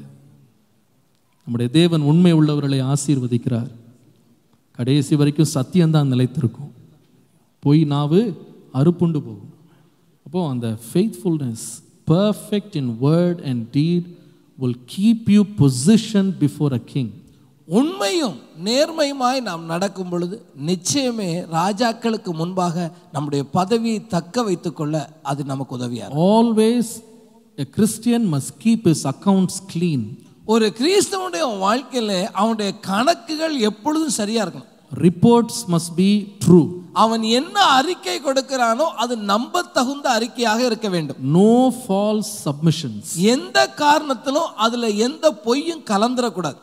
Keep yourself pure and you will stand before kings. நீங்கள் உங்களை உண்மையும் உத்தமமாய் வைத்துக் கொள்கிற பொழுது ராஜாக்களுக்கு முன்பாக நிச்சயமாகவே நிற்பீர்கள். Don't exaggerate. இல்லாத காரியத்தை இருக்கிற மாதிரி சொல்ல வேண்டிய அவசியம் இல்லை. Keep your words clean and pure. The Lord will lift us up before kings and make us stay there. உங்களுடைய வாழ்க்கையிலும் உங்களுடைய வார்த்தையிலும் நேர்மையாக நடப்பீர்களானால் நீங்கள் ராஜாக்களுக்கு முன்பாக நிற்பீர்கள். Number 3. மூன்றாவது காரியத்தை கவனிப்போம். Daniel 1:21. தானியேலுடைய புத்தகம் 1ஆம் அதிகாரத்துடைய 21வது வசனம். And Daniel continued even unto the first year of King Cyrus.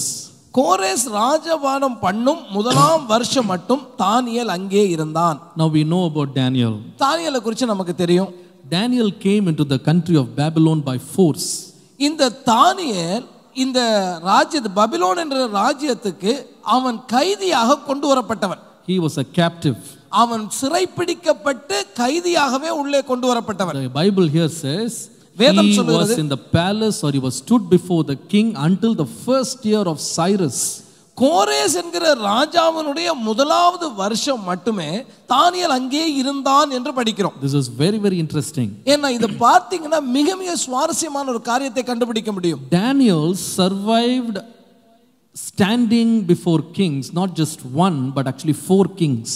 இந்த தானியேல் ஒரு ராஜாக்கு முன்பாக அல்ல 4 ராஜாக்களுக்கு முன்பாக நின்ற ஒரு மனிதன். Number 1, முதலாவது he stood before Nebuchadnezzar. Nebuchadnezzar என்று சொல்லுகிற அந்த ராஜாக்கு முன்பாக நின்றான். Number 2, இரண்டாவது he stood before Belshazzar. Belshazzar என்று சொல்லுகிற அந்த ராஜாக்கு முன்பாக நிற்கிறான். The son of Nebuchadnezzar. இந்த இவன் நேபுகாத்நேச்சாருடைய மகனாய் இருந்தவன்.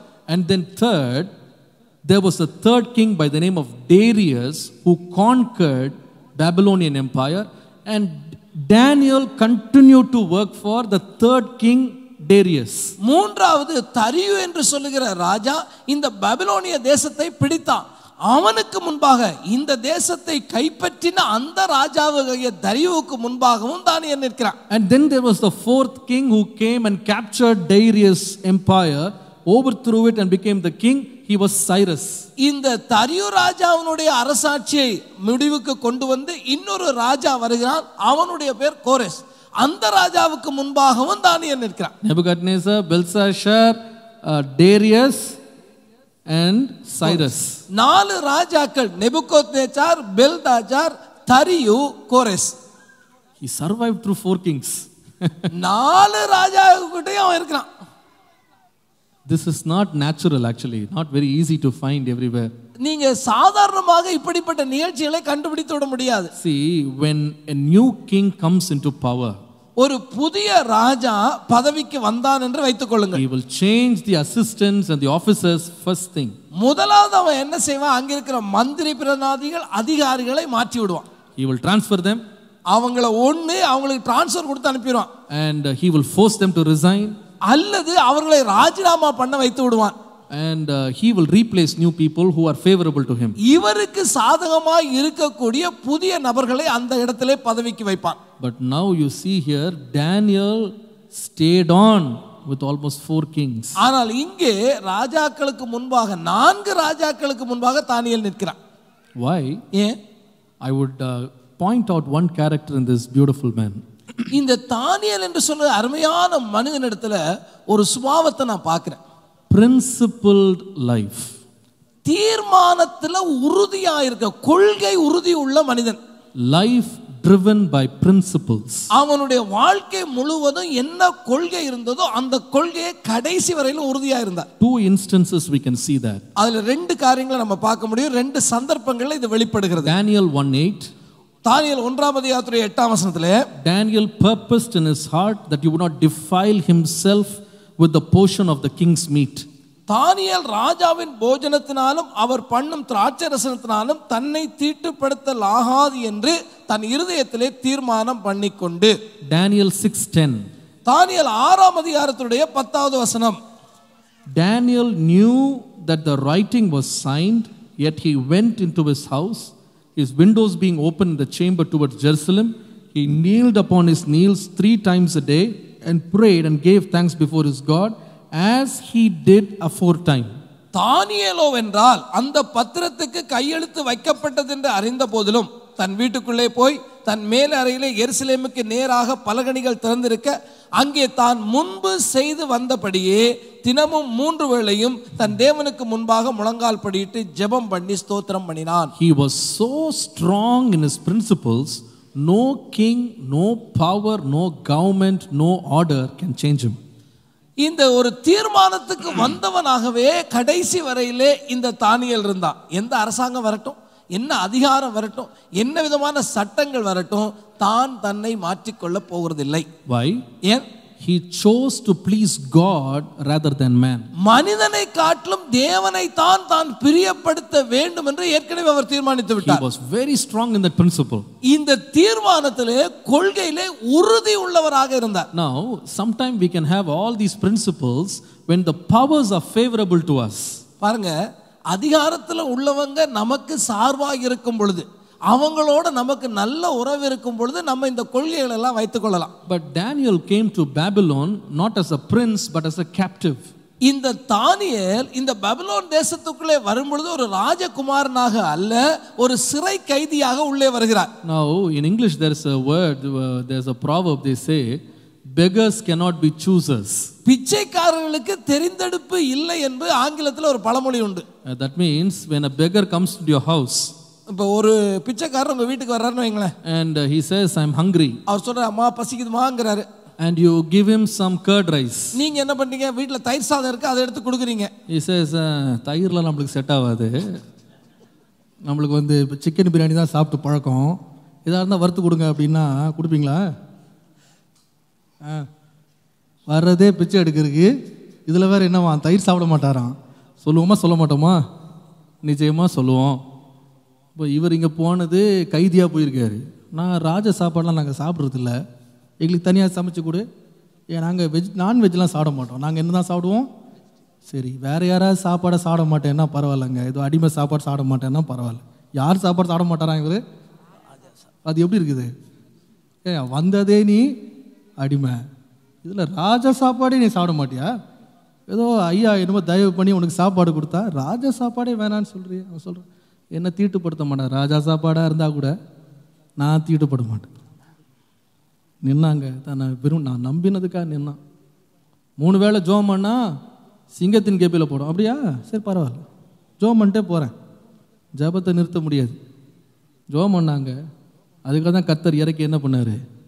சிங்கத்தின் வாயை அடைத்து போட்டதும் அல்லாமல் அவனை இன்னும் மேன்மைப்படுத்தினார்.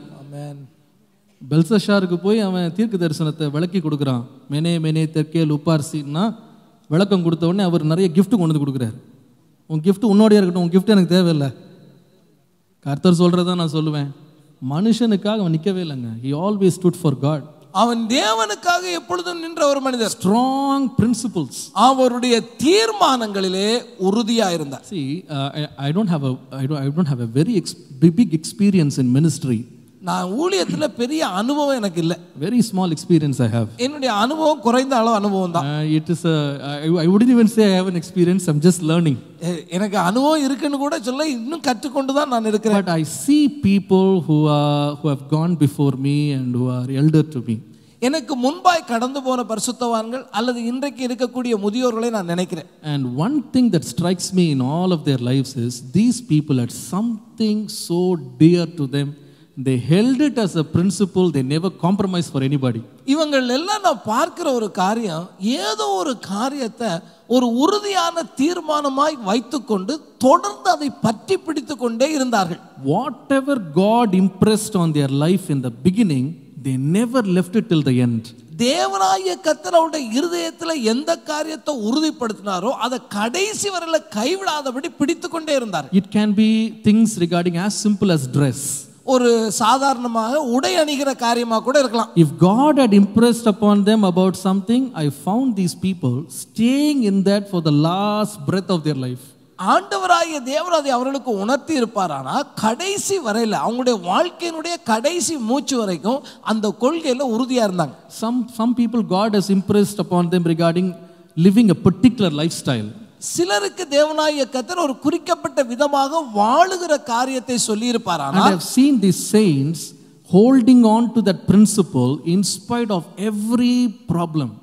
எல்லா பிரச்சனைகளின் மத்தியிலும் எந்த விதமான வாழ்க்கை பாதையில தேவன் அழைத்தாரோ அதே பாதையில தான் அவங்க எல்லா சூழ்நிலையிலும் கடந்து போனாங்க. Sometimes our bosses must know that we are people of principles.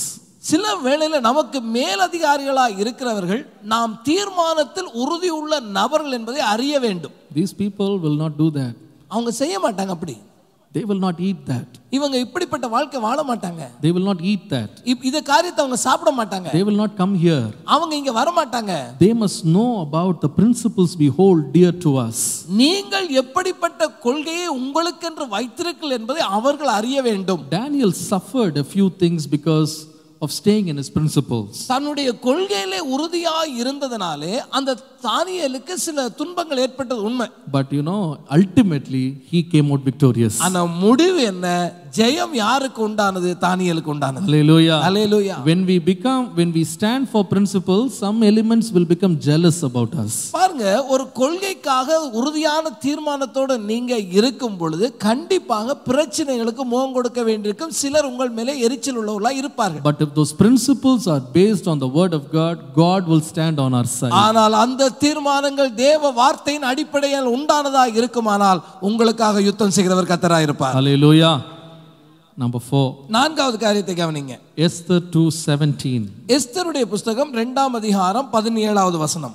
And the king loved Esther above all the women, and she obtained grace and favor in his sight more than all the virgins. ராஜா சகல ஸ்திரீகளை பார்க்கிலும் Esther மேல் அன்பு வைத்தான். சகல கன்னியர்களை பார்க்கிலும் அவளுக்கு அவன் சமூகத்தில் அதிக தயவும் பட்சமும் கிடைத்தது. Esther was an orphan girl. இந்த எஸ்தராக இருக்கக்கூடிய இந்த பெண்ணானவள் அனாதையான ஒரு பெண். No father, no mother. தாயும் தகப்பனும் இல்லாதவள். And nobody to recommend her. அவளுக்கு குறித்து சிபாரிசு பண்ணவும் ஆள் இல்லை. Nobody to lift her up. அவளை உயர்த்தி விடுவதற்கும் யாரும் இருக்கவில்லை. But God came down to lift her up and made her the princess, made her the queen. ஆனால் தேவனாகிய கர்த்தருடைய தயவு அவளோடு இருந்ததனாலே அவள் ராஜாத்தி என்கிற ஸ்தானம் வரைக்கும் உயர்ந்தாள். And there are a few things I don't have time to explain, but you can note it down. From obscurity to becoming a queen, there are a few things we should learn from Esther's life. தாழ்ந்த நிலையிலிருந்து உயர்ந்த நிலைக்கு வருகிற இந்த Esther ராஜாத்தினுடைய வாழ்க்கையிலிருந்து நாம் கற்றுக்கொள்ள வேண்டிய சில பாடங்கள் உண்டு. நேரம் இல்லைனால நான் சொல்லுகிறேன், நீங்கள் குறித்துக் கொள்ளுங்கள். The main title will be Esther's preparation took her before the king. முதல்ல அதுல உண்மையா நான் சொல்ல விரும்புவது அவள் செய்து கொண்ட ஆயத்தங்கள். எல்லா காரியத்துக்கும் அவள் ஆயத்தப்பட்டிருந்தாலே அது அவளை மேலே கொண்டு வரும். Preparation. ஆயத்தம் என்பது முக்கியம். 4 preparations. 4 ஆயத்தங்கள் நீங்கள் செய்ய வேண்டும். You may be going for an interview, you may be going for a job, you may be going for anything, but these 4 preparations are important. நீங்க ஒரு நேர்முக தேர்வுக்கு போகலாம் அல்லது ஒரு வேலைக்கு போகலாம், ஏதோ ஒரு காரியத்துக்கு போவீர்களானால் அந்த உயர்வு உங்களுக்கு உண்டாகுவதற்கு இது முக்கியம். Number 1. முதலாவது, if you read Esther 2:13, I think. Esther 2ஆம் அதிகாரத்தினுடைய 13ஆம் வசனத்தை பாருங்கள். There the Bible says she did not take anything more than what the eunuch gave her. அவள் தனக்கு கொடுக்கப்பட்ட காரியத்திற்கும் அதிகமாக ஒன்றும் கேட்கவில்லை என்று நம்ம பார்க்கிறோம். The first word I want to bring up is presentation. முதலாவது தன்னை முன்பாக வைத்துக்கொள். எப்படி தன்னை முன்பாக காண்பிப்பது? Prepare your presentation. நீங்கள் என்ன காண்பிக்க போறீர்களோ அதற்கு நீங்கள் உங்களை ஆயத்தப்படுத்திக் கொள்ள வேண்டும். நீங்க எப்படி உங்களை படைக்க போறீங்க? ஒரு ஆளுக்கு முன்னால, ஒரு ராஜாவுக்கு முன்னால நீங்க ஏற்றுக்கொள்ளப்படணும்னா ஒரு குறிப்பிட்ட விதமா நீங்க உங்களை என்ன பண்ணணும்? பிரசன்ட் பண்ணணும். நீங்கள் எடுத்து வைக்கிறதுக்கு பாருங்க, அது ரொம்ப தமிழில் சொல்லுவாங்க முதற் கோணல் முற்றும் கோணல்னால. இங்கிலீஷில் சொல்லுவாங்க first impression is the best impression. எஸ்தரை பார்த்தீங்கன்னா she prepared very well the way she presented herself before the king. ராஜாக்கு முன்பாக தன்னை காண்பிக்கிற காரியத்திலே அவள் எல்லா ஆயத்தத்தையும் அவள் செய்திருந்தாள். There was a chamberlain in charge of the whole harem of the virgins, and he recommended something, and she took his advice and presented herself so she could obtain favor from the king. இந்த பெண்களுக்கு அதிகாரியாய் வைக்கப்பட்டிருந்தவன் ஒரு ஆலோசனையை கொடுத்தான்.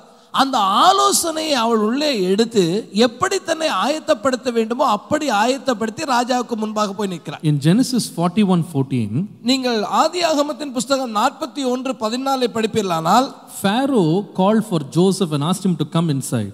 இந்த பார்வோன் யோசேப்பை அழைத்து முன்பு அவருடைய சமூகத்துக்கு முன்பாக வரும்படி சொல்லுகிறார். And beautifully it says they hastened Joseph to come. அது காவல் கிடங்கிலிருந்து ரொம்ப தீவிரமாக அவனை அழைத்து கொண்டு வந்தார்கள் என்று படிக்கிறோம். But the Bible says he shaved himself, changed his clothes and came before Pharaoh. அவன் சவரம் பண்ணிக்கொண்டு வேறு வஸ்திரம் தரித்து பார்வோனிடத்துல வந்தான். அவசரமா கூப்பிட்டாங்கன்னா கைதி வஸ்திரத்திலே ஓடி வரல.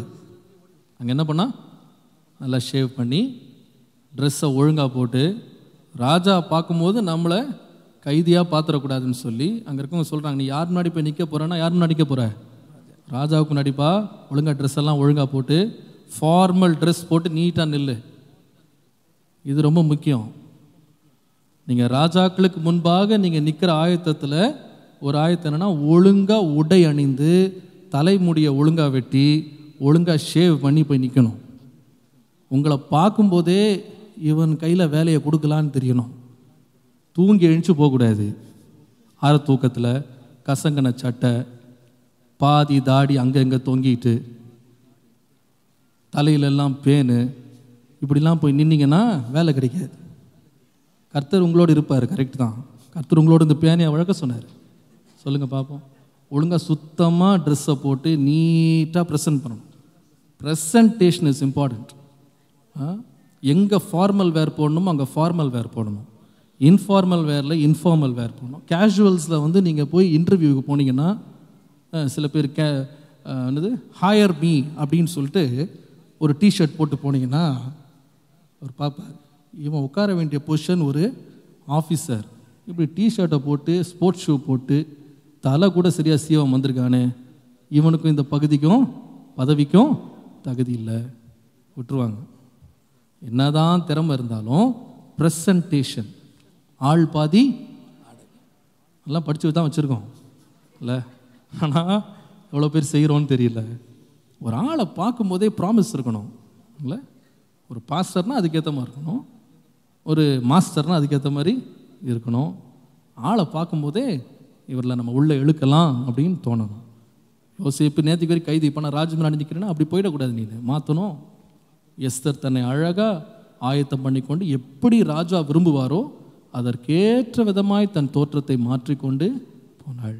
Offensive clothing, offensive attire will not fetch the favor of the king. நம்ம போடுற ஆடை சரியில்லாமல் இருக்குமானால், அந்த தகுதிக்கு ஏற்ற வண்ணமாக இருக்குமானால், இல்லாமல் இருக்குமானால் ராஜாவுடைய கண்களில் தயவு கிடைக்காது. நான் எல்லாருக்கும் சொல்வேன், உங்கள் வஸ்திரங்கள் வந்து உங்களை பிரதிபலிக்கணும், உங்களுடைய மரியாதையை கூட்டணும், உங்களுடைய மதிப்பை என்ன பண்ணணும், அதிகரிக்கணும். பவுல் சொல்லும் பொழுது தகுதியான வஸ்திரம் போடுங்கன்னு போடுது. அப்போ உங்களுக்கு நீங்கள் எவ்வளவு தகுதியை நீங்கள் கொடுக்குறீங்களோ அதுக்கேற்ற மாதிரி என்ன பண்ணணும் சொல்லுங்க, வஸ்திரம் போடணும். ஆண்களும் சரி பெண்களும் சரி. நம்ம ஒரு டிஷர்ட் வாங்கினா கூட அதில் என்ன வாசகம் எழுதியிருக்குன்னு பார்க்கணும். சிலர் என்னென்னமோலாம் சர்ச்சு கூட போட்டு வரீங்க, அது பண்ணாதீங்க. அது உங்களுடைய நன்மதிப்பையும் நன்பெயரையும் என்ன பண்ணிடும், கெடுத்து போடும். என்ன வஸ்திரமும் போடுறதுக்கு நமக்கு எல்லா உரிமையும் இருக்குது. ஆனால் ஒரு வஸ்திரம் சைஸ் வாங்கும் போது கூட இந்த சைஸு நம்முடைய தானான்னு பார்த்து வாங்கணும். சில பேர் பார்த்தா 2 வருஷத்துக்கு முன்னாடி போட வேண்டியது இப்போ போடுறாங்க இல்லை, அப்படி போடக்கூடாது. அந்த மாதிரி நீங்கள் போடக்கூடாது. சில பேர் பார்த்தா ஆள் பெரிய ஆளாக இருப்பாங்க, சின்ன பிள்ளைங்க மாதிரி போட்டிருப்பாங்க ட்ரெஸ். அப்படியே போடக்கூடாது. உங்களை மதிக்க மாட்டாங்க. நம்ம அதுக்கேற்ற மாதிரி எவ்வளோ நீளமாக வஸ்திரம் போடணுமோ, எவ்வளவு அழகாக வஸ்திரம் போடணுமோ, தகுதியான வஸ்திரம் போட்டு நிற்கணும். நின்னாதான் ஜனங்கள் நம்மை ராஜா முன்னாடி நிற்க போகிறேன், மனுஷனுக்கு இல்லை, யாரு ராஜா முன்னாடி நிற்கணும்னா பிரசன்டேஷன் இஸ் இம்பார்ட்டன்ட். ஹல்லேலூயா, ஹல்லேலூயா. ரெண்டாவது நான் சொல்லுவேன் பேஷன்ஸ். ரெண்டாவது பொறுமை. எஸ்தர் 4:8. எஸ்தர் 4ஆம் அதிகாரத்துடைய 8ஆம் வசனத்தை படிப்பீர்களானால், very patiently she took the matter of great significance to the king. அவள் இந்த காரியத்தை, இந்த தகவலை ராஜாவிடத்தில் கொண்டு போன வேளையிலே அழகாகவும் அமைதியாகவும் கொண்டே ராஜாவிடத்தில் சேர்க்கிறார். The whole nation is boiling in perplexion. அந்த தேசம் முழுவதுமே கொந்தளித்த ஒரு நிலையிலே இருக்கிறது. And Esther is the only representative who can go and finish the matter. இந்த யூதர்களை பிரதிநிதித்துவப்படுத்தி அந்த ராஜாவிடத்தில் இந்த காரியத்தை சொல்லக்கூடுமானால் அதை எஸ்தர் ராஜாத்தி மாத்திரமே செய்ய முடியும். How did she go? ஆனா அவள் எங்கே எப்படி போனாள்? Patience. அமைதியோட போறா, பொறுமையோட. அந்த அம்மா போய் என்ன சொன்னாங்க தெரியுமா? இப்படி அலறல. எப்படின்னா, ஐயோ என்ன கொல்ல போறாங்க, என் ஜனத்தையும் கொல்றதுக்கு இந்த ஆமான் தீர்மானம் பண்ணிட்டான் அப்படின்னு எல்லாருக்கும் முன்னாடி கத்தலை. என்ன சொன்னாங்க தெரியுமா? ராஜாவுடைய கண்ணில் எனக்கு தயவு கிடைச்சா இன்னைக்கு ராத்திரி என்ன வச்சுருக்கேன், ஒரு விருந்து வச்சுருக்கேன். அந்த விருந்தில் என்ன பண்ணணும், ராஜா வந்து சாப்பிடணும், ஆமானும் வந்து என்ன பண்ணணும். எப்படி பாருங்க. சரி, முதல் நாள் சாப்பிட்டா உடனே வா கதையை உடைச்சா இல்லை, இந்த ராஜாவுடைய கண்ணில் தயவு கிடைச்சா எனக்கு என்ன வேணும், ரெண்டாவது நாளும் சாப்பிட வாங்க, சாப்பிட்டு முடிச்ச உடனே உனக்கு என்னமா வேணும், பாதி நாட்டை கூட கொடுத்துட்றேன், அதெல்லாம் வேணாம், இன்னொரு நாள் வரீங்களா சாப்பிட்றதுக்கு, சாப்பாடு போட்டு என்ன பண்ணா, எதிரியை என்ன பண்ணா பிடிச்சி வச்சாங்க. இன்றைக்கி நம்ம சாப்பாடு அப்புறமா போடுறதுக்கு சாப்பாடை சமைச்சு வச்சு சண்டே ஆரம்பிச்சிடும். சாப்பாடு சாப்பிட்றக்கு ஆள் இருக்காது, சண்டையும் ஓயாது. என்ன அழகாக மூவ் பண்ண. அப்புறம் பேஷன்ஸ், எல்லாம் காலத்திற்காக பொறுத்திருந்து காரியங்களை செய்யும்போது என்ன ஆசீர்வாதம் பாருங்க. தேசமே காக்கப்பட்டது. ஹல்லேலூயா, ஹல்லேலூயா. பொறுமைங்க, பொறுமை கடலினும் பெரியதுன்னு சொல்லுவாங்க பெரியவங்க. பொறுமையாக நம்ம காரியங்களை நான் நடத்தும் போது ராஜாவுடைய கண்கள் நமக்கு என்ன கிடைக்கும், தயவு கிடைக்கும். மூணாவது ப்ரேயர், ஜெபம். ப்ரேயர், ஜெபம். எஸ்தர் 4:16. எஸ்தர் 4ஆம் அதிகாரம் 16வது வசனம். Esther said, I will not eat and drink for 3 nights and days, and I also want the whole Jewish people to fast with me. நீர் போய் சூசானில் இருக்கிற யூதரை எல்லாம் கூடிவர செய்து 3 நாள் அல்லும் பகலும் புசியாமலும் குடியாமல் இருந்து எனக்காக உபவாசம் பண்ணுங்கள், நானும் என் தாதிமாரும் உபவாசம் பண்ணுவோம். So before she can stand before the king, praying for 3 days. அங்கே 3 நாட்கள் அந்த ராஜாவுக்கு முன்பாக நிற்பதற்கு முன்பாகவே அவள் ஜெபிக்க ஆரம்பிக்கிறாள். I would say, before you go for an interview, before you stand before an officer, a great man of authority, don't forget to pray. ஒன்றை நான் உங்களுக்கு சொல்ல விரும்புகிறேன். நீங்கள் ஒரு நேர்முக தேர்வுக்கு போகலாம், அதிகாரிகளுக்கு முன்பாக நிற்க வேண்டிய நிலை ஏற்படலாம், மேலதிகாரிகளை காண வேண்டிய நிலை ஏற்படலாம். நீங்க ஜெபம் பண்ணாம அங்க போக வேண்டாம். Why we should pray? ஏன் நாம் ஜெபிக்க வேண்டும்? The Bible says the heart of the king is in the hand of the Lord. அங்கே ராஜாவினுடைய இருதயம் தேவனுடைய கரத்தில் இருக்கிறது. He will turn as he wills. அவர் எப்படி சித்தமாய் இருக்கிறாரோ அப்படி திருப்பதற்கு நம்முடைய தேவனுக்கு வல்லமை உண்டு. நீங்க முன்னாடியே ஜெபம் பண்ணிட்டீங்கன்னா நீங்க போறதுக்கு முன்னாடி ஆண்டவர் இருதயத்தை என்ன பண்ணிடுவாரு, ஆமென், திருப்பிடுவாரு. பாதி இன்டர்வியூ அப்பவே முடிஞ்சு போச்சு. ஆமென். இல்ல, கர்த்தரால் செய்ய முடிய அதிசயமான காரியம் ஒன்றுண்டோ. அதனால நீங்க ஜெபம் பண்ணுங்க. ஜெபம் பண்ணாம வேலைக்கு போகாதீங்க, ஜெபம் பண்ணாம அதிகாரியை சந்திக்காதீங்க. ஜெபிப்பீர்களானா தேவ தயவு நம்ம மேல் இறங்கும். நாலாவது பெட்டிஷன், விண்ணப்பம். பெட்டிஷன், விண்ணப்பம்.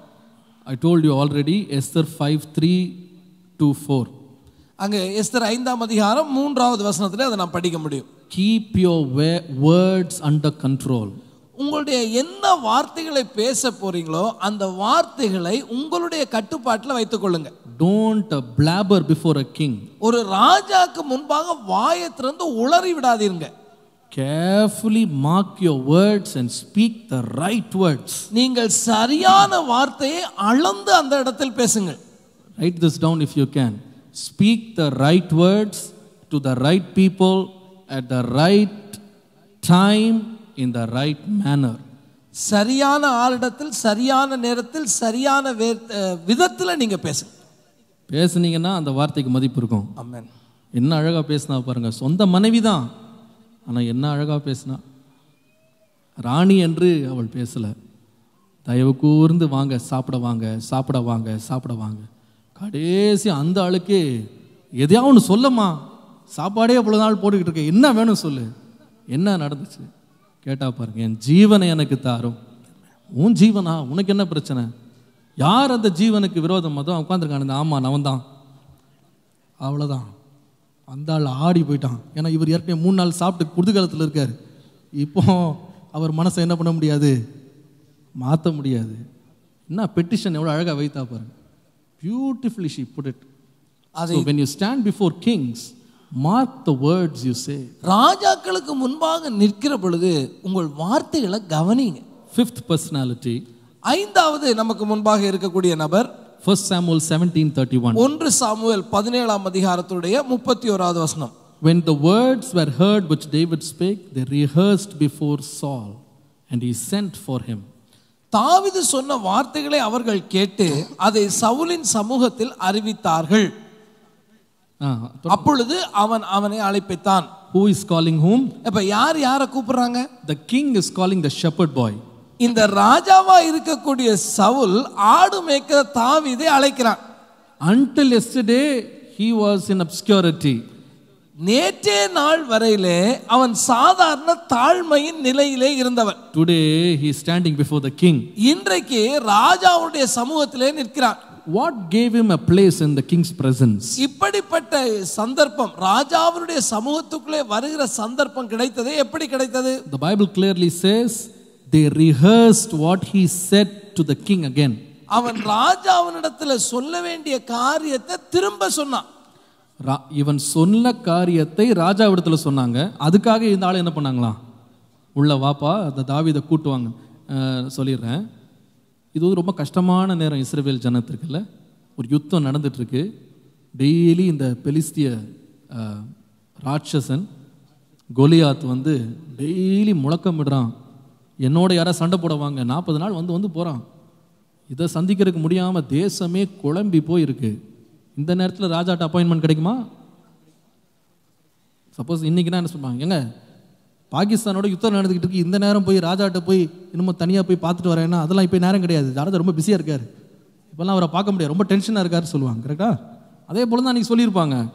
ஆனால் ராஜா இல்லைப்பா அவனை நான் பார்க்குறேன், வர சொல்லுங்கன்னாரு. ஏன் அப்படின்னு சொன்னால், எனக்கு ரொம்ப பிடிச்சது என்னென்னா, David's words attracted the king. இந்த தாவீது எந்த வார்த்தையை பேசினானோ அந்த வார்த்தை அந்த ராஜாவை கவர்ந்தது. 17:26. நீங்கள் 1 Samuel 17:26 படிப்பீர்களானால், the last part I will read for. Who is this uncircumcised Philistine that he should defy the armies of the living God? ஜீவனுள்ள தேவனுடைய சேனைகளை நிந்திக்கிறதுக்கு விருத்த சேதனம் இல்லாத இந்த பெலிஸ்தன் எம்மாத்திரம் என்று அவன் சொன்னான். Verse 36. 36ல second part, this uncircumcised Philistine shall be as one of them, seeing he has defied the armies of the children of God. விருத்த சேதனம் இல்லாத இந்த பெலிஸ்தனும் இவைகளில் ஒன்றை போலவே இருப்பான். அவன் ஜீவனுள்ள தேவனுடைய சேனைகளை நிந்தித்தானே. 37. 37வது வசனத்திலே, the Lord that delivered me out of the paw of the lion and out of the paw of the bear, he will deliver me out of this hand of this Philistine. என்னை சிங்கத்தின் கைக்கும் கரடியின் கப்பியும் தப்புவித்த கர்த்தர் இந்த பெலிஸ்தனுடைய கைக்கும் தப்புவிப்பார் என்றான். எனக்கு ரொம்ப ஆச்சரியமாயிடுச்சு அதை படிச்ச உடனே. வித்தியாசமா எனக்கு இது தோணுச்சு. பலமுறை படிச்சிருக்கேன், வித்தியாசமா தோணுச்சு. எப்படி தோணுச்சுன்னா, அந்த ராஜா வந்து இத்தனை நாட்கள் அந்த பெலிஸ்தியனை பற்றி அவன் கேள்விப்பட்ட எல்லா கதையும் என்னன்னா நெகட்டிவ் தான்.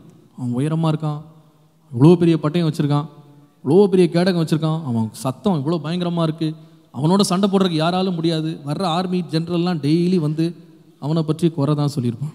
அவனை பெரிய ஆளாக காமிச்சு அவன் வந்து அங்கே ஒரு சின்ன பையன் ஆடு மேய்க்கிறவன், அந்த விருத்த சேதனம் இல்லாதவனை நான் பார்த்துக்கிறேன். எப்படி இருக்கும் அது ராஜாவுக்கு? அவருக்கே தைரியம் இல்லை, இவன் பேசுகிறான் அப்படி. நான் அந்த சிங்கத்தை கொண்டிருக்கேன், கரடியை கொண்டிருக்கேன், இவெல்லாம் ஏமாத்துறான், இவனையும் கிழிச்சு போட்டுருவேன். ராஜாவே ஆடி போயிருப்பார். அவன் இப்படி பேசுகிறான், எல்லாரும் பயந்து நடுங்கிட்டு இருக்காங்க. இவன் வித்தியாசமாக சொல்கிறான், அதே கதை தான், இவன் வேறு மாதிரி சொல்கிறான். I gave a title to this man, his passion took him before the king. அவனுடைய வைராக்கியம் அவனை ராஜாக்கு முன்பாக கொண்டே நிறுத்தினது. Passion.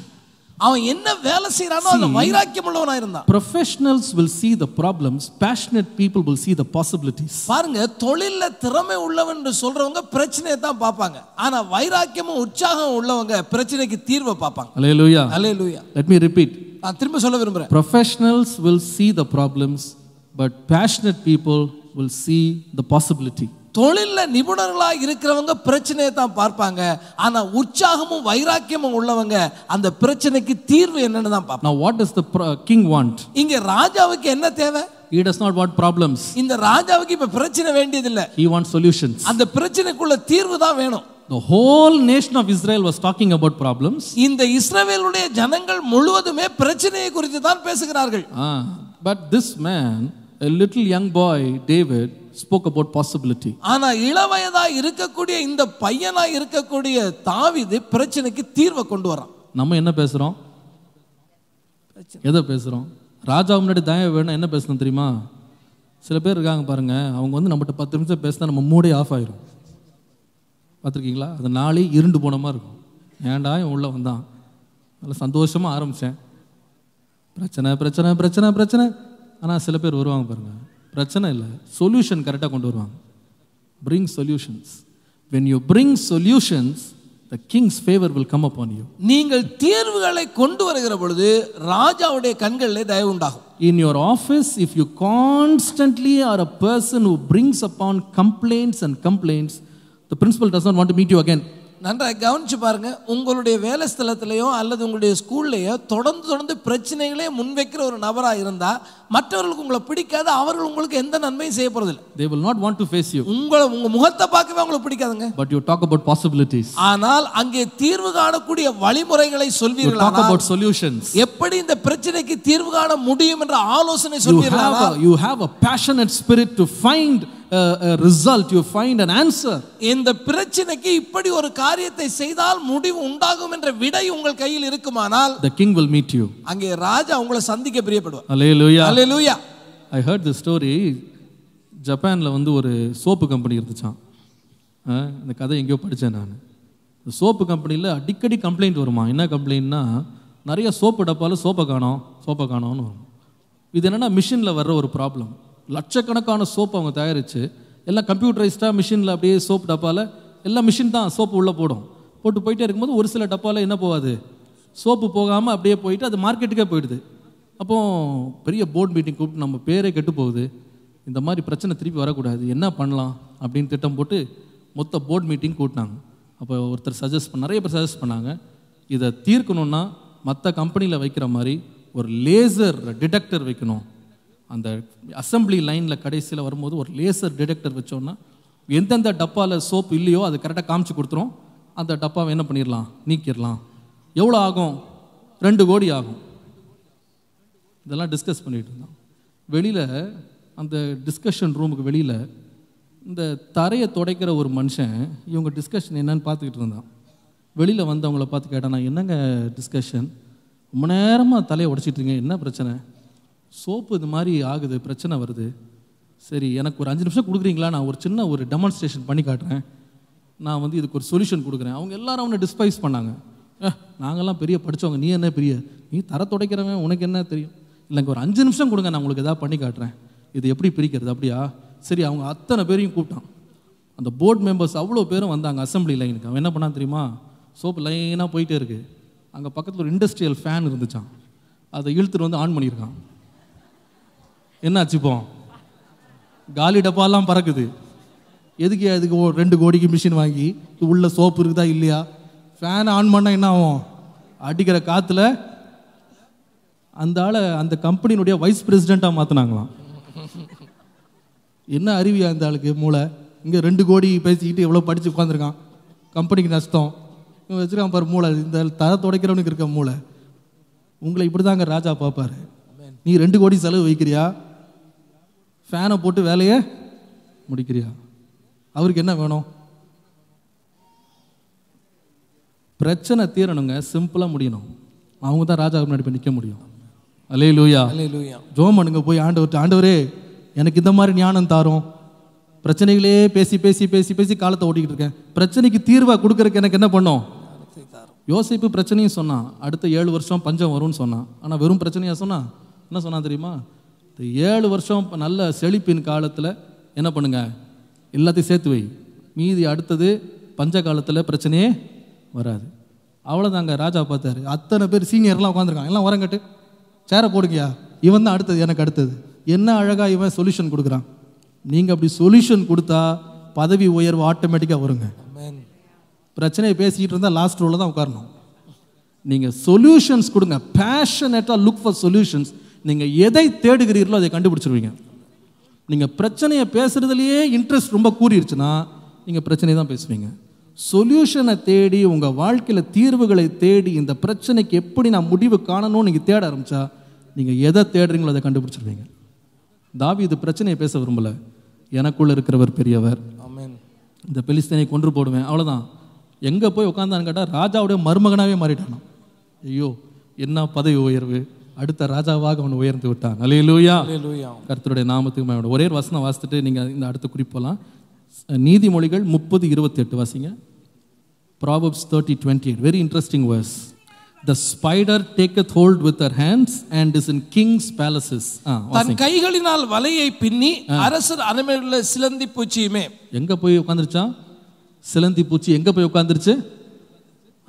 அரசர்களுடைய அரண்மனையில் போய் உட்காந்துருச்சான். எது? ஸ்பைடர். நம்ம தான் போக முடியல. சிலந்தி பூச்சி போய் அரசர் அரண்மனையில் உட்காந்து கையை வச்சு, அது இருக்கிற எவ்வளோ கையுங்க, அது நம்ம ஒரு விரல் பட்டா கூட ரசிப்போம். ஆனால் அதுக்கு இருக்கிற பேஷனை பாருங்க. நான் எங்கே இருந்தாலும் எங்கே இருப்பேன்னா, நான் சிலந்தி பூச்சியாக இருந்தாலும் எங்கே தான் இருப்பேன்? ராஜாவினுடைய அரண்மனையில் இருப்பேன்னு சொல்லி தனக்கு இருக்கிற பலத்தை வச்சு வலையை பின்னி என்ன பண்ணிருச்சான்? போய் ராஜா வீட்டில் உட்காந்துருச்சு. நீங்கள் எப்படி இருக்கணும்? இருந்தாலும் எப்படி இருக்கணும்? ராஜா வீட்டில் இருக்கணுங்க. அப்படி ஒரு பேஷன் நமக்கு இருக்குமானா கர்த்தர் நம்ம உயர்த்த உண்மை உள்ளவராக இருக்கிறார். ஆறாவது, ஆறாவது நபரை குறித்து நாம் பார்ப்போம். Acts 27:23. அப்போஸ்தலர் நடபடிகள் 27ஆம் அதிகாரத்துடைய 23வது வசனம். For there stood by me this night the angel of God, whose I am and whom I serve, saying, Fear not, Paul, you must be brought before Caesar. ஏனென்றால் என்னை ஆட்கொண்டவரும் நான் சேவிக்கிறவருமான தேவனுடைய தூதனானவர் இந்த ராத்திரியிலே என்னிடத்திலே வந்து நின்று, பவுலே பயப்படாதே, நீ ராயனுக்கு முன்பாக நிற்க வேண்டும். Acts 9:15. அப்போஸ்தலர் நடபடிகள் 9ஆம் அதிகாரத்தினுடைய 15வது வசனம். And the Lord said to him, Go your way, for he is a chosen vessel to me to bear my name before the Gentiles and kings and the children of Israel. அதற்கு கர்த்தர், நீ போ, அவன் புறஜாதிகளுக்கும் ராஜாக்களும் இஸ்ரவேல் புத்திரருக்கும் என்னுடைய நாமத்தை அறிவிக்கிறதற்காக நான் தெரிந்து கொண்ட பாத்திரமாய் இருக்கிறான் என்று சொன்னார். Hallelujah. Hallelujah. Sixth character is Paul. ஆறாவது பவுலை குறித்து நாம் இங்கே பார்க்கிறோம். Paul, who went and stood before Caesar, the emperor of Rome. ரோமனுடைய சக்கரவர்த்தியாய் இருந்த அந்த ராயனுக்கு முன்பதாக அன்றைக்கு நிற்க வேண்டியதாக இருந்தது Pavul. How did he go there? எப்படிங்க போனாரு? How did he go? எப்படி போனாரு? The Bible says he went by preaching the gospel. கர்த்தருடைய வார்த்தையை நற்செய்தியாக அறிவிக்கிறதுனாலே ராஜாக்கு முன்பாக நின்றார். Praise be to God. கர்த்தருடைய நாமத்துக்கு மகிமை உண்டாவதாக. How can we stand before kings? நாம் தேவனுடைய பிள்ளைகளாகிய நாம் எப்படி அந்த ராஜாக்களுக்கு முன்பாக நிற்க முடியும்? If we sincerely preach the word of God, we will go before the king. தேவனுடைய வார்த்தையை உண்மையாக பிரசங்கிப்போமானால் நாம் ராஜாக்களுக்கு முன்பாக நிற்போம். We must never forget, each of us, wherever we work, we are representatives of our Savior. நீங்களும் நானும் எங்கதான் வேலை செய்தாலும் ஒன்றை நீங்கள் அறிய வேண்டும், நாம் தேவனுடைய பிரதிநிதிகளாகத்தான் அங்கே இருக்கிறோம். And the word of God is the word of God who made the heaven and earth. கர்த்தருடைய வார்த்தை அது யாருடைய வார்த்தை? வானத்தையும் பூமியையும் உண்டாக்கின சர்வ வல்லமையுடைய தேவனுடைய வார்த்தை. Now everybody please lift up your Bible for 1 minute. எல்லாரும் உங்களுடைய வேத புத்தகத்தை ஒரு நிமிடம் உயர்த்தி காண்பீங்க. எல்லாரும் கை தூக்கி இந்த பைபிளை தூக்கி காட்டுங்க பாப்போம். இது யாருடைய வார்த்தை? அந்த கர்த்தர் யாரு? வானத்தையும் பூமியையும் படைத்து ஆளுகை செய்கிற ராஜாதி ராஜா. சொல்லுங்க. அல்லேலூயா. ராஜாதி ராஜா. போதும், கை கீழே வச்சிருங்க. இந்த வார்த்தையை உங்க வாயால சொன்னா இது யார் வார்த்தை? எல்லா ராஜாக்களுக்கும் ராஜாவாகிய ராஜாவுடைய வார்த்தையை நாம சொன்னா இந்த உலகத்தின் ராஜாக்களுக்கு முன்னால கர்த்தர் நம்மளை கொண்டு போயிடுவாரு. ஆமென். கர்த்தர் கொண்டு போவார். எப்படி? கைதியா தப்பு பண்ணானா? இல்லை, இந்த வார்த்தையை சுவிசேஷத்தை அறிவிக்கும்படி நான் தெரிந்து கொண்ட பாத்திரம். ராஜாக்களுக்கு போய் சொன்னாங்க, ராஜாக்களுக்கு போய் சுவிசேஷம் அறிவித்தான். அப்போ நீங்கள் ராஜாவுக்கு முன்னாடி போய் நிற்கணும்னு ஆசைப்படுறவங்க ஒரு அழியில சொல்லுங்க பார்ப்போம். எதுக்கு எதுக்கு இப்போ அதான் கேள்வி. எதுக்கு பிரதர்? ரொம்ப நாளாக கார் வாங்க முடியாமல் இருந்தேன், ஒரு சொந்த வீடு வாங்க முடியாமல் இருந்தேன், ஒரு சொத்து சுகம் பேங்க் பேலன்ஸ் ஒன்றும் இல்லை, ராஜாவுக்கு முன்னாடி போனால் கொஞ்சம் தயவு கிடைக்கும், நம்மளுக்கு கொஞ்சம் ஜாஸ்தி சம்பளம் போட்டு கொடுப்பாங்க. அதுக்கு இல்லைங்க. எதுக்கு ராஜுக்கு முன்னாடி நிற்கணும் சொல்லுங்க? சுவிசேஷம் அறிவிக்கிறதுக்கு. அல்லேலூயா. உங்க நோக்கம் திட்டம் சுவிசேஷம் அறிவிக்கணும்னு நீங்க கிளம்பிட்டீங்கன்னா, நான் சொல்லுவேன், நிச்சயமா இந்த உலகத்தின் அதிகாரிகளுக்கு முன்னால கர்த்தர் நம்மளை கொண்டு போய் நிறுத்துவார். அல்லேலூயா. நிச்சயமா நிறுத்துவார். அது படிக்காதவங்களா இருக்கலாம், ஒண்ணுமே உங்களுக்கு தெரியாம இருக்கலாம். நீங்க கர்த்தருடைய வார்த்தையை பயபக்தியோடு உண்மையோடு வெட்கப்படாம நீங்க அறிவிக்கிறவர்களா இருந்தா, என்றைக்காவது ஒரு நாள் ஒரு பெரிய அதிகாரி உங்களை கூப்பிட்டு கொஞ்சம் வசனத்தை சொல்லுப்பா அப்படின்னு அவங்க பிரசன்னத்தில் உங்களுக்கு இடம் கிடைக்குங்க. நான் சொல்கிறேன், நமக்கு பணம் கிடைக்காம போகலாம், ஒரு பெரிய பாக்கியம் இருக்கும்.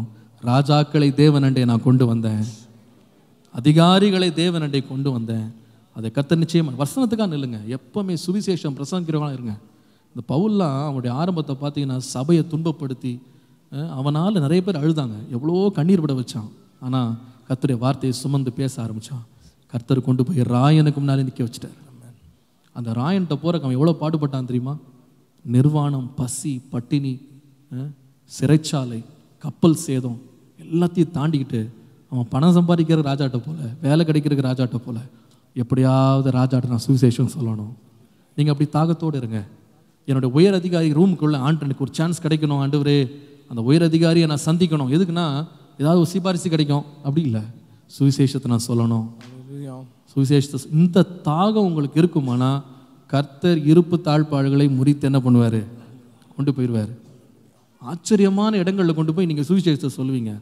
பாருங்கள், நாகமான்ற ஒரு பெரிய ஒரு மந்திரியில் ஒரு பெரிய ஜென்ரல் தளபதி, அவன் வீட்டில் ஒரு வேலைக்காரிங்க சின்ன பிள்ளை, அவள் போய் சொல்கிறா, இஸ்ரவேலில் ஒரு தீர்க்கதரிசி இருக்காரு, நீங்கள் போனீங்கன்னா அங்கே உங்களுக்கு குஷ்டரோகம் சரியாயிடும். சின்ன பிள்ளை பாருங்கள், அவள் ஆண்டவர் பயன்படுத்தினார். அவள் சுவிசேஷத்தை சொன்னதுனால அந்த மனுஷன் நேராக போய் சுகம் பெற்று அங்கே போய் சொல்கிறான், இனிமேல் நான் அந்த தேவர்களுக்கு முன்னா நான் வணங்கவே மாட்டேன். என்ன ஒரு அதிசயம் பாருங்கள். அந்த பெண்ணுடைய பேர் எழுதப்படாவிட்டாலும் எவ்வளோ பாக்கியசாலி அந்த பொண்ணு. ராஜாவினுடைய சமூகத்துக்குள்ளே போயிட்டா, அதிகாரிகளுடைய சமூகத்தில் போயிட்டா. போய் என்ன செய்தானா, வேலைக்காரி தான், ஆனாலும் அந்த ராஜாவை கர்த்தருக்காக ஆதாயப்படுத்திட்டா. நீங்கள் டெய்லி ஜெபம் பண்ணுங்க, ஆண்டவரே என்னுடைய கம்பெனியில் இருக்க அதிகாரிகளை நான் சந்திக்கிறதுக்கு எனக்கு ஒரு வாய்ப்பை தரோம். நான் சந்திக்கும் போது கர்த்தருடைய வார்த்தையை நான் அறிவிப்பேன். அந்த பாக்கியத்தை எனக்கு தாரோம். பவுல் அதுக்காக பட்ட பாடு கொஞ்சம் அல்ல, இவ்வளோ வேதனைப்பட்டான் தெரியுமா? ஆனால் அவன் சொல்லுகிறான், இவைகள் ஒன்றை குறித்து நான் கவலைப்பட மாட்டேன், என் பிராணனை கூட நான் அருமையாக எண்ண மாட்டேன். கர்த்தர் எனக்கு கொடுத்த ஊழியத்தை நிறைவேற்றணும், சுவிசேஷத்தை அறிவிக்கணும், அதுக்காக நான் என்ன வேணாலும் பாடுபடுறேன். அப்படி இருக்கணுங்க. ராஜாவை சந்திக்கிறதுனா என்னமோ நினச்சிடாதீங்க, சுவிசேஷத்தை அறிவிக்கிறதுக்காக நான் போய் சந்திப்பேன். When you preach the gospel, you will meet kings. கடைசியாக the last one, ஏழாவது காரியத்தை கவனிப்போம். கடைசி காரியம் Ephesians 5:27. எபேசியருக்கு எழுதின நிருபம் 5ஆம் அதிகாரம் 27வது வசனம். That he might present to himself a glorious church, not having spot or wrinkle or any such thing, that it should be holy and without blemish. கரை திரை முதலானவைகள் ஒன்றும் இல்லாமல் பரிசுத்தமும் பிழையற்றதுமான மகிமை உள்ள சபையாக அதை தமக்கு முன் நிறுத்திக் கொள்வதற்கு தம்மை தாமே அதற்காக ஒப்பு கொடுத்தார். This is the seventh king. ஏழாவது ராஜா, ஏழாவது காரியம் இதுதான். To whom, before whom we should stand? நாம் யாருக்கு முன்பாக, எந்த ராஜாவுக்கு முன்பாக நாம் நிற்க வேண்டும்? I tell you, standing before Jesus the king. இயேசு என்கிற அந்த ராஜாதி ராஜாவுக்கு முன்பாக நாம் நிற்க வேண்டும். எத்தனை பேருக்கு இப்போ சொல்லுங்க ஆசை இருக்கு? ஆமென். உலக ராஜாக்கள்லாம் வருவாங்க போவாங்க, ஆனால் கர்த்தர் நம்மளை எதுக்கு அழைக்கிறார்னா, அவருடைய சமூகத்தில் போய் நான் நிற்கணும், அவருடைய சமூகத்தில் நான் நிற்கணும். I must stand before Jesus the king. இயேசு ராஜாவின் சமூகத்திலே நான் நிற்க வேண்டும். What is the qualification? அங்கே நிற்க வேண்டுமானால் அதற்கு என்ன தகுதி வேண்டும்? The Bible says, வேதம் சொல்லுகிறது, not having spot, wrinkle, any such thing, that it should be holy and blemish. கரை திரை முதலானவைகள் ஒன்றும் இல்லாதபடி பரிசுத்தமும் பிழையற்றதுமாக நாம் இருக்க வேண்டும். To stand before a king in this world, we may need so many things. இந்த உலகத்தில் உள்ள ராஜாக்களுக்கு முன்பாக நிற்க வேண்டுமானால் நமக்கு பல காரியங்கள் தேவைப்படுகிறது. But if you want to stand before the King of Kings, ஆனால் ராஜாதி ராஜாவுக்கு முன்பாக நிற்க வேண்டுமானால் the only qualification is purity. அவருக்கு தேவை பரிசுத்தம். Purity. பரிசுத்தம். Matthew 5:8. மத்தேயு 5ஆம் அதிகாரத்துடைய 8ஆம் வசனம். Blessed are the pure in heart, for they shall see God. இருதயத்தில் சுத்தமுள்ளவர்கள் பாக்கியவான்கள், அவர்கள் தேவனை தரிசிப்பார்கள். Even though we come into the presence of all the kings of the world and we miss this one king, that is not worth it. உலகத்துடைய எல்லா ராஜாக்களுக்கு முன்பாகவும் நாம் நின்று இந்த ராஜாவுக்கு முன்பாக நிற்காமல் போவோமானால் நாம் எல்லாவற்றையும் இழந்து விடுவோம். அதில் எந்த பிரயோஜனமே இல்லை. நான் சொல்லுவேன், இந்த உலகத்தில் ஒரு ராஜாவை சந்திக்கிறதுக்கு நமக்கு வாய்ப்பு கிடைக்காவிட்டாலும் சோர்ந்து போகாதீங்க. யாரை சந்திக்கணும்? நாம ராஜாதி ராஜாவாக இறங்கி வர போகிற இயேசுவை நாம் சந்திக்கணும். அல்லேலூயா. நீங்கள் ஏழையா பிச்சைக்காரனா ஒன்றும் இல்லாமல் நீ இருக்கலாம். ஆனால் ஒரு நாள் ஒரு ராஜாவின் சமூகத்தில் நம்ம எல்லாரும் ஒரே போல் நிற்க போகிறோம். நம்முடைய சபையை தேவன் தனக்கு நிறுத்த போகிறாரு. அந்த சமூகத்தை நம்ம மிஸ் பண்ணிடவே கூடாது. அதுக்கு தேவை தேவனுடைய பரிசுத்தம், கரை திரையற்ற வாழ்க்கை. அவரை பார்ப்பதற்கு நான் பரிசுத்தமாய் அவரை சந்திக்க என்னை ஆயத்தப்படுத்த ஆண்டவரே. எத்தனை பேர் ராஜாக்கள் நிற்க விரும்புறீங்க? அல்லேலூயா. எழுமி நிற்போமா? ஜெபம் பண்ண போறோம். அல்லேலூயா. அல்லேலூயா. ஆண்டவரை துதிக்க போறோம். அல்லேலூயா. ஆண்டவர் நம்மை ஆயத்தப்படுத்துகிறார். Yes Lord. அல்லேலூயா. அல்லேலூயா. புழுதியில் இருந்து குப்பையில் இருந்து விசுவாசத்தோடு சொல்லுங்க. அல்லேலூயா. புழுதியில் இருந்து தூக்கி விடுவார், குப்பையில் இருந்து உயர்த்திடுவார். பிரபுக்களோடும் ராஜாக்களோடும் உட்கார செய்பவர் எனக்கு உண்டு. பிரபுக்களோடும் ராஜாக்களோடும் உட்கார செய்பவர் எனக்கு. சொல்லுவோம். இஸ்ரவேலே கர்த்தரை நம்பு, கர்த்தரை நம்பு, கர்த்தரை நம்பு. இஸ்ரவேலே அவரும் துணையும் கேடகமானவர், அவரும் துணையும் கேடகமானவர்.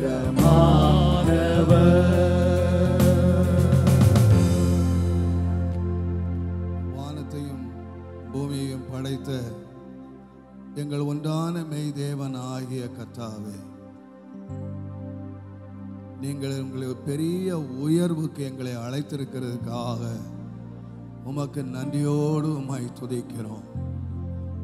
எங்களை வாலாக்காமல் தலையாக்குகிறவர், எங்களை கீழாக்காமல் மேலாக்குகிறவர், எங்களை உன்னதங்களிலே உட்கார செய்கிற எங்கள் தேவனாகிய கர்த்தாவே, உம்மை நன்றியோடு துதிக்கிறோம் ஐயா. துதிக்கிறோம், துதிக்கிறோம். எங்கள் உயர்வுக்கு நாங்களே தடையா இல்லாதபடி, எங்கள் உயர்வுக்கு நாங்கள் எங்களை ஆயத்தம் பண்ணி கொள்ளத்தக்கதாய், எங்கள் உயர்வுக்கு நாங்கள் எங்களை விட்டு கொடுக்கத்தக்கதாய், எங்கள் உயர்வுக்கு நாங்கள் எங்களை அர்ப்பணிக்கத்தக்கதாய் எங்களை ஆயத்தப்படுத்தி கொள்ள தெய்வமே எங்களுக்கு அனுக்கிரகம் செய்ய ஐயா. இங்கே மாத்திரம் அல்ல ஐயா, இந்த ஆராதனை எங்கெல்லாம் உட்கார்ந்து பார்த்து கொண்டிருக்கிறார்களோ எல்லாரையும் உயர்த்துகிற தேவனுடைய கரத்தில் நாங்கள் வைக்கிறோம், உயர்த்துகிற கரத்தில் வைக்கிறோம். எங்கள் தேவன் எங்களை உயர்த்துகிறவர், எங்கள் தேவன் எங்களை உயர்த்துகிறவர். ஆண்டவரே, உளையான சேற்றிலிருந்து எடுத்து எங்களை கண்மலையிலே நிறுத்துகிற தேவனாகிய கர்த்தாவே, எங்களை உயர்ந்த இடங்களிலே வைக்கிற கர்த்தாவே, உமக்கு ஸ்தோத்திரம் ஐயா, ஸ்தோத்திரம். ஆண்டவரே துதிக்கிறோம். ஆண்டவரே, அவன் என்மேல் வாஞ்சியா இருக்கிறபடியினால் அவனை விடுதலையாக்கி உயர்ந்த இடங்களிலே வைப்பேன் என்று சொல்லி இருக்கிற வார்த்தை என்பது. ஆண்டவரே, இந்த ஜூலை மாதம் 27ஆம் தேதி எங்களை அர்ப்பணிக்கிறோம். ஆண்டவரே, எங்களை உயர்ந்த இடங்களிலே வைக்கிற தேவன், ஒவ்வொரு பிள்ளைகளையும் உயர்த்த வேண்டிய அடைய வேண்டிய உயர்வை அனுபவிக்க தேவன் கிருபையாய் இறங்கி உதவி செய்யும். நாமத்தை மகிமைப்படுத்தும், ஆசீர்வதியும். இயேசுவின் நாமத்தில் பிதாவே.